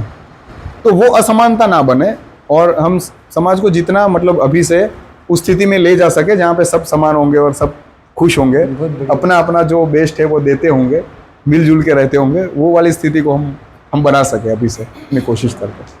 तो आप सबने जो समय दिया इसके लिए मैं, प्रेम जी, जुलियाना जी और हमारे टीम मेंबर आप सबके आभारी है। बहुत बहुत धन्यवाद। अरुणा बहन, खूब खूब धन्यवाद। રમેશ ભાઈ ખૂબ ખૂબ ધન્યવાદ, કેમ કે રમેશ ભાઈએ તો મેઇન ત્યાંથી હેન્ડલિંગ કર્યું છે, અને આપ બધાના જ ખૂબ ખૂબ ધન્યવાદ। સાહેબ શ્રી, તમે પણ બહુ મજા આવી ગઈ તમારી સાથે મળીને, વેરી નાઇસ। તો કુમુદબેન, તમે પણ બહુ સારો ઇન્ટરેસ્ટ લઈ રહ્યા છો, એમના પણ પ્રશ્નો બહુ વાસ્તવિક છે, બિલકુલ વાસ્તવિક છે, તો મને બહુ જ ગમ્યું। તો આપણે બધા વળી મળતા રહીશું, અને બસ આ વાત સાથે આપણે આને કન્ક્લુડ કરીએ છીએ। હવે વ્યક્તિગત રીતે જેમને સવાલ છે અથવા પોતાના કોઈ કોન્સેપ્ટ હોય તો ULM ઓપન મંચ ઉપર આવે, અને ત્યાં આપણે યુટ્યુબ પર આની વિશેષમાં ચર્ચા કરીએ અથવા જે લાઈવ ચાલે છે એને તમે વોટ્સઅપમાં જોડાશો.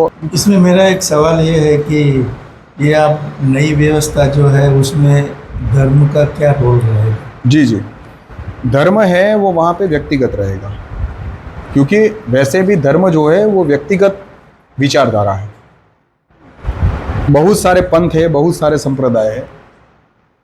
आपको जो भी अच्छा लगता है आप अपने घर में उसको कर सकते हैं, लेकिन अगर आप पब्लिक में अगर आप इसको रखना चाहते हो तो फिर आपको एक पब्लिक डोमेन है जहाँ पे इस प्रकार की डिस्कशन होती है. जैसे हमने लाइव ओपन लाइव मंच बनाया है, इस तरह से वहाँ पे उस सिस्टम में मंच रहेगा कि कोई भी व्यक्ति किसी भी चीज़ को पब्लिक में लागू करना चाहता है तो उसको पहले पब्लिक डोमेन में रखना पड़ेगा, अपनी बात लाइव मंच पे रखनी पड़ेगी. वो लाइव मंच की बात पब्लिक सुनेगी, लोग सुनेंगे, उसके ऊपर चर्चा करेंगे और अगर उसको सकारात्मक प्रतिभाव मिलता है तो फिर उसको पब्लिक के लिए 3 महीने के लिए पूरा वीडियो, मतलब आपका पूरा वीडियो सब कुछ बन के और उसको वोटिंग के लिए रखा जाएगा. अगर पब्लिक इसको वोट करती है और इसके साथ में जुड़ना चाहती है तो फिर वो स्वतंत्रता से जुड़ सकती है. इस तरह से सिस्टम उसको अप्रोच करेगा, लेकिन ये तभी होगा जब आपकी बात में कुछ इस प्रकार का संयोजन हो जो पब्लिक को जरूरी लगे, अदरवाइज नहीं होगा. ना ये चीज़ तो इस प्रकार से तो वहाँ किसी को रोका नहीं गया है. इस तरह से किसी को लगता है कि उसकी आइडियोलॉजी में कुछ जान है, कुछ वो है, तो उसके लिए पब्लिक प्लेटफॉर्म में वहाँ रखिए. उस विषय से संबंधित बहुत सारे लोग सुनेंगे और सवाल पूछेंगे. आप जवाब दे पाते हैं तो सब लोगों को समझ में आएगा, नहीं दे पाते हैं ये भी समझ में आएगा कि अभी आपकी आइडियोलॉजी में भाई इन सवालों के जवाब है नहीं. तो वहाँ जो एंकर पूरा सिस्टम बैठा होगा वो आपको पूरा बोर्ड में बताएगा कि इन्होंने इस सवाल का जवाब दिया और इसका नहीं दे पाए, इसका दिया और इसका नहीं दे पाए. ऐसे बाद में कंक्लूड करेगा हर चीज़ को और इस तरह से सब क्लियरिटी चलेगी. सही चीज होगी वो आगे चलेगी. और आप भी ये देख सकोगे अगर आप हमारी यूट्यूब चैनल पे जाओगे तो वहाँ पे ऑलरेडी ओपन मंच चलते हैं, क्योंकि मेरा काम पूरा टीम मैनेजमेंट का है. पीछे ये जो एप्लीकेशंस बनानी है, फिर धीरे धीरे ये जो पूरा सिस्टम चैनलाइज करना है संस्था का स्ट्रक्चर, उसमें जो लोग जुड़ने के लिए आएंगे उन सबको उस प्रकार की स्पेस देना, मतलब उस प्रकार का सारा जो स्ट्रक्चर है संस्था का, सिस्टम का, वो उसमें बैकग्राउंड में पूरा मैनेजमेंट और क्रिएशन भी करना, नॉट ओनली मैनेजिंग करना, बल्कि उसमें जो चीज़ें मुझे दिख रही है उसका क्रिएशन करना. एज ए मैं को फाउंडर में इसमें काम करता हूँ. तो ज़्यादातर अगर किसी को प्रश्न उठे दार्शनिक के लेवल पे तो सिरोही जी को प्रश्न करें, उनका नंबर अवेलेबल है, इसके ऊपर अवेलेबल है. हाँ, यहाँ पे सिरोही जी का नंबर है. और अगर आप कोई कार्यक्रम रखना चाहते हो कहीं पर किसी स्थान पे तो हम दोनों वक्ता के रूप में आएंगे वहाँ पे, और इसके लिए जानकारी आप मुझे दे सकते हो. जैसे 2 दिन से हम और रमेश भाई इस प्रोग्राम के लिए कंटिन्यूस बात कर रहे हैं, उसके बैनर की, फिर उसको चेक किया, फिर बाद में भोजन व्यवस्था कैसी होगी, या कब मिलेंगे, कौन सा टाइमिंग होगा, कैसे आना जाना वगैरह सब. तो ये पूरा तामझाम में मैं थोड़ा बिजी रहता हूँ. तो बेसिकली इस प्रकार का जो कार्यक्रम आयोजन है उसके लिए आप मेरा संपर्क करें. तो ये आगे भी आप अपने ग्रुप में भी इसको कर सकते हो. आगे का सवाल है जूलिया जी से कि रसिया में आप किस तरह से काम करती है ये नई व्यवस्था के लिए? Actually, I want to little start about my invitation because I'm new here. So I'm working as psychologist. My work as psychologist and also translator. So by this way, I translated book of Premchitji from. Actually, it was first translated into English, and from English I translated to Russian language. Book about system. It's not translator. उनका ये कहना है कि वो अभी इस system को लेके आगे बढ़ रही है, इसलिए वो अभी इंडिया में है, लेकिन रशिया में वो एक साइकोलॉजिस्ट के रूप में काम करती है, मनोचिकित्सक के रूप में. वो बहुत सारी मन के संबंधित जो समस्याएं हैं उसकी वैचारिक आदान प्रदान भी करती है और इस सिस्टम के बारे में भी वो वहाँ पे काम कर रही है. साथ ही वहाँ का जो सिस्टम है उसमें ये सेमिनार वगैरह भी इन्होंने किया है. और ये जो बुक है संपूर्ण समाधान वो हिंदी में थी, क्योंकि प्रेमजीत जी हिंदी भाषी है तो उन्होंने हिंदी में बनाई. तो इसके बाद में फिर वो बुक इंग्लिश में ट्रांसलेट हुई. तो जब इंग्लिश में ट्रांसलेट हुई फिर ये समझ सके और फिर उन्होंने इंग्लिश में से रशिया में बुक ट्रांसलेट करी. तो ये उनका कहना है कि उन्होंने बुक तैयार कर दी है और अब वो वहाँ पे भी सिस्टम का प्रचार कर सकता है। So चैनल भी है। हाँ, और उसको प्रचार प्रसार करने के लिए मोबाइल पे ULM रशिया करके चैनल भी इन्होंने बनाया है। and before like meeting with Premjitji and starting to learn his philosophy, near about I think more than 25 years, I did sadhana. Like I was even nun for some times, like in Buddhism and yoga, and try to look how possible to find some solution for like people suffering, for like many unjust whatever happening in this world, but I looking by spiritual way, whatever many religions telling. So I thought maybe because it's like world like this and full of suffering and no any other way, just like try to go some religious spiritual way, but I was unsuccessful. So I understand that it's like deadlock. Deadlock means like one moment it's like boom and no more, because like how many centuries like was preaching about how to change mind, how to change people, and ultimately war continue and continue and continue. And most whatever you now know, like Russia started to fight with Ukraine. उनका ये कहना है कि मैं जब ये वाले रास्ते पे आई, इसके पहले मैं 25 साल तक मैंने सिस्टम के अंदर धार्मिक जो डिपार्टमेंट है उसके अंदर में स्पिरिचुअल वाले अध्यात्म के विभाग में मैंने बहुत सारी जगहों पे प्रयत्न किया इस जीवन को समझने के लिए, ये लोग क्यों दुखी हो रहे हैं, क्या समाज में इससे बदलाव आएगा कि नहीं, या मैं समाज में या अपने अंदर बदलाव करने के लिए क्या करूं। अपने आप को बेहतर करने के लिए इन्होंने नान के रूप में भी काम किया, नन के रूप में भी काम किया, साथ में उन्होंने बुद्धिज्म जो होता है मतलब बुद्धिस्ट फिलोसॉफी है उसके अंदर भी उन्होंने लगभग 6-7 साल तक वो समझने की कोशिश करी, अपने आप को बदलने की कोशिश करी। योग मतलब पतंजलि योग सूत्र जो योग दर्शन है उसको भी इन्होंने समझने की कोशिश करी, योग में भी वो योगाचार्य के रूप में इन्होंने काम किया। इस तरह से कुल मिला के वो 25 साल उन्होंने सख्त मेहनत करी और ये पूरा समझने की कोशिश करी कि ये चल क्या रहा है, आखिर इसको कैसे बदला जाए, परमानेंट कैसे बदला जाए।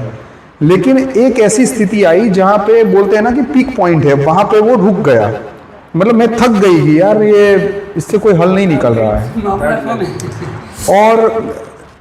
और इसके बाद में फिर वहाँ से मैंने टर्न लिया, क्योंकि वहाँ पे मुझे प्रेमजीत जी मिले और इनका जो दर्शन और इनका जो व्यवस्था है वो मुझे ठीक लगी। क्योंकि अगर हम दोनों की तुलना करें ये अध्यात्म और ये व्यवस्था की, तो अध्यात्म के अंदर आजकल से या फिर उन्होंने जो जीवन 25 साल निकाला वहाँ तक से नहीं, बल्कि सदियों से कंटिन्यूअस व्यक्ति के मन को बदलने की, व्यक्ति के भावों को बदलने की, संपूर्ण व्यक्ति को बदलने की बहुत सारी ज्ञान दिया जाता है। लेकिन इससे अगर हम मूल से देखें तो कुछ भी नहीं बदलता है और आज भी वही कंडीशन है जो सदियों पहले थी। जो भी चेंज आया है तो विज्ञान के कारण आया है, अदरवाइज अध्यात्म के कारण नहीं आया है, इस तरह का वो कहना चाहती है। तो इस वजह से फिर वहां से वो वापस लौटी और अब वो इस विषय के साथ में जुड़ी हुई है। And after I met with Premjit, and I felt it was I think near about 7-8 years ago. So and I felt something, whatever really can give some hint for me. And we discussed so much, like I solved all, like, because by nature I have interest about philosophy. So many philosophical problem, whatever I had, unanswered. So I got from him, and after my life changed, and I tried to do like scientific way. I learned psychology, I went for postgraduate education in philosophy area. So, but okay, and like like little balance. But I understood that like in spiritually, okay, like somehow to like control mind, how like proper like this inner world, but big outer world. And we can many change, or like my clients come to me and like, please help me, I'm suffering. Okay, I give some solution how to. But world again and again create like many problems outside. So and ultimately when this war started, Russia with Ukraine started, and now like again and again new war in like Pakistan, Israel, like Armenia, and actually I completely decide that this system, whatever they're giving, like it's really very like a big opportunity for humanity, very big opportunity, because I try to look like whatever politician in Russia, what solutions they giving. It's like particle, but not like full, like this big view. And maybe we don't know, maybe somewhere exists, but whatever I know, like it's only one, and I want to whatever I can, my ability to support. We little doing English channel also. Before war I did the Russian channel, but now in Russia no free possible, not free speaking about something new, whatever connecting to society. So like I shifting to English channel, we discussing in English, whatever be in future I don't know, but minimum now I'm here and whatever possible. ये short and sweet message for people. नहीं मैं पहले translate कर देता हूँ क्योंकि ये समझे नहीं फर्स्ट। तो मैं जब प्रेमजी जी से मिली, मतलब मैं उनके शब्दों को ही ट्रांसलेट कर रहा हूँ, तो उनके शब्दों को ही क्योंकि ट्रांसलेशन ऐसे ही किया जाता है। बराबर। तो उनका कहना है कि जब मैं प्रेमजी जी से मिली, इतना सारा मैं झेल चुकी थी, सिस्टम को बदलने की कोशिश करी थी, और मतलब अपने अंदर बहुत सारा बदलने की कोशिश करी थी, लेकिन धर्म उसमें विफल रहा था, अध्यात्म उसमें विफल रहा था। तो मैं वहाँ से पीछे हटी, लेकिन प्रेमजी जी से मिलने के बाद में उनके द्वारा मुझे व्यवस्था के बारे में समझाया गया। तो प्रेमजी जी ने जब व्यवस्था के बारे में बात करा, तो मैंने उनको बताया कि मेरा इंटरेस्ट दर्शन में है, क्योंकि मैं आध्यात्मिक हूँ, धार्मिक हूँ, तो मैं दर्शन के संबंधित बात करना चाहूँगी। तो प्रेमजी जी ने फिर दर्शन के संबंध में मेरे साथ में बात करी, और बात करते करते उन्होंने बहुत सारे ऐसे प्रश्नों को सॉल्व किया, सॉल्यूशन दिए, जो कि इतने सारे वर्षों की साधना के बाद भी अधूरे थे। तो वो सारे जो उन्होंने उकेल दिए, सॉल्यूशन दिए, और वो इतने प्रॉपर थे कि जिन्होंने मेरे जीवन में बदलाव लाया और मुझे प्रेरणा दी कि मैं एक साइकोलॉजिस्ट बनूं। तो इसके बाद में मैं इनके दर्शन के आधारित जीवन को देखने लगी, जीवन की जो समस्या है उसको प्रॉपरली कैलकुलेट करने लगी, और इसके बाद में मुझे प्रेरणा हुई, तो मैंने ग्रेजुएट पोस्ट ग्रेजुएशन ये दोनों मैंने मनोविज्ञान के विषय में किया। और इसके बाद में मैंने समाज में भी अपना योगदान देना शुरू किया कि जिस लोगों को साइकोलॉजिकल प्रॉब्लम है वो मेरे से बात करें, और मैं उनको प्रॉपर ढंग से अभी मतलब सेवा दे रही हूँ। इनका ये कहना है कि भारत जो देश है इसमें काफ़ी आज़ादी है कि हम अपनी बातों को रख सकते हैं, इसको समझने की कोशिश कर सकते हैं, लेकिन अगर मैं रशिया की बात करूं तो रशिया में इस प्रकार की आज़ादी नहीं है। तो इस वजह से हम वहाँ पे इस तरह से खुले में इस प्रकार के बार बार कार्यक्रम नहीं कर सकते, क्योंकि वहाँ पे कानूनन या राजनीतिक वहाँ पे दबाव आ जाता है। तो आप काफ़ी मतलब लकी हो इस बात के लिए कि आपके पास वैसे लोग भी है और यहाँ पे वैसा माहौल भी है कि इस तरह से खुली चर्चा कर सकते हो। तो इसलिए मैं यहाँ पे रहना पसंद करती हूँ। ये खुली चर्चा नहीं है। नहीं मतलब हम सेमिनार करते हैं ना बहुत बड़े, वो सारे कर सकते हैं ना कि अभी हम मतलब इनका कहना कि आप लकी हो, आप मतलब जनता यहाँ की लकी है कि नहीं हमारे बड़े सेमिनार भी है जिसमें 2-2 हज़ार लोग। हाँ जी बिल्कुल जी। तो इस तरह से खुली चर्चा हो किसी भी विषय पे, ये यहाँ पे हो सकता है। तो इसलिए अभी मैं धीरे धीरे फिर वो पुरानी सारी चीज़ें हैं वो हटती गई, और मैं इसको व्यवस्था और दर्शन को जो प्रेमजी जी ने लिखा है इसको समझती गई। इससे मेरे अंदर के तो सॉल्यूशन हुए, साथ ही में अब इतने लेवल पे तैयार हूँ कि मैं दूसरों की भी समस्याओं को समझ सकती हूँ और उसको भी सॉल्व करने में अपनी मदद कर सकती हूँ। तो इस तरह से मैं अपनी मदद अभी दे रही हूँ, और ऑब्वियसली क्योंकि इंडिया में इतनी फ्रीडम है और इस तरह से बात हो सकती है, तो मैं अभी इस संस्था और प्रेमजी जी के साथ हूँ। तो मैं सबसे पहले आपका परिचय कराऊं, जिनके निवास पर हम यहाँ इकट्ठे हुए हैं, ऐसी हमारी अरुणाबेन पटेल जी, जो कि सभी को वाकई अच्छा है। हाँ शी इज वेरी गुड। और उसके बाद हमारे क्या नाम है, अरविंद सोमा भाई पटेल, इनके पति श्री सोमा पटेल, जी जी जी। हर हस्बैंड मिस्टर सोमा भाई पटेल। इसके बाद बहुत ही प्रबुद्ध हमारे, जो कि मेरे ही शिक्षा जगत से जुड़े हुए हैं, श्री हरीश भाई कोष्टी, 85 इयर्स, और ये प्रिंसिपल। और इनके साथ ही श्री प्रमोद भाई यादव, जो कि उन्हीं के साथ पधारे हुए हैं। प्रमोद भाई, हाँ प्रमोद भाई, ठीक है। और इसके साथ ही यहीं नजदीक में रहने वाले हमारे यादव भाई और मिसेज यादव,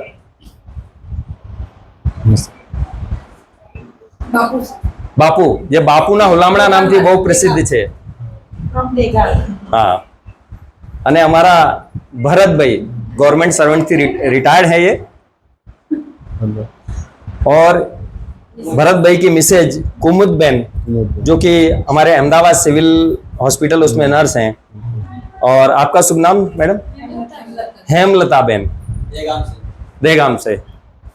थोड़ा सा अपना परिचय दे दूं। मेरा नाम रमेश, हाँ, मेरा नाम रमेश कुमार संखवार, पेशे से प्राध्यापक हूँ और यहाँ शिक्षा के क्षेत्र से जुड़ा हूँ। और आप सभी लोगों का मैं फिर से एक बार स्वागत करता हूँ। धन्यवाद। धन्यवाद। चलिए, अब क्या करेंगे? Yes yes. કોન્સેપ્ટ તો બહુ સારો લાગે છે। મને લાગે છે કે સ્કૂલોથી સ્ટાર્ટ થાય તો વેલ એન્ડ ગુડ। અમે કરી જ રહ્યા છીએ, 4-5 વર્ષથી કરીએ છીએ અને કોલેજમાં ઘણા પ્રોગ્રામ કર્યા છે। ચાલુ થાય તો વેલ એન્ડ ગુડ। એટલે કોલેજમાં પ્રોગ્રામ કર્યા છે અમે, કર્યા છે। એ આપણે એક કાર્યક્રમ થશે ને પૂરો, એટલે તમને અન્ડરસ્ટેન્ડ થઈ જશે। અને હું જેમને વધારે જાણવું હશે એમને હું સંસ્થાની વિગત આપી દઈશ કે સંસ્થાની અત્યારે શું સ્થિતિ છે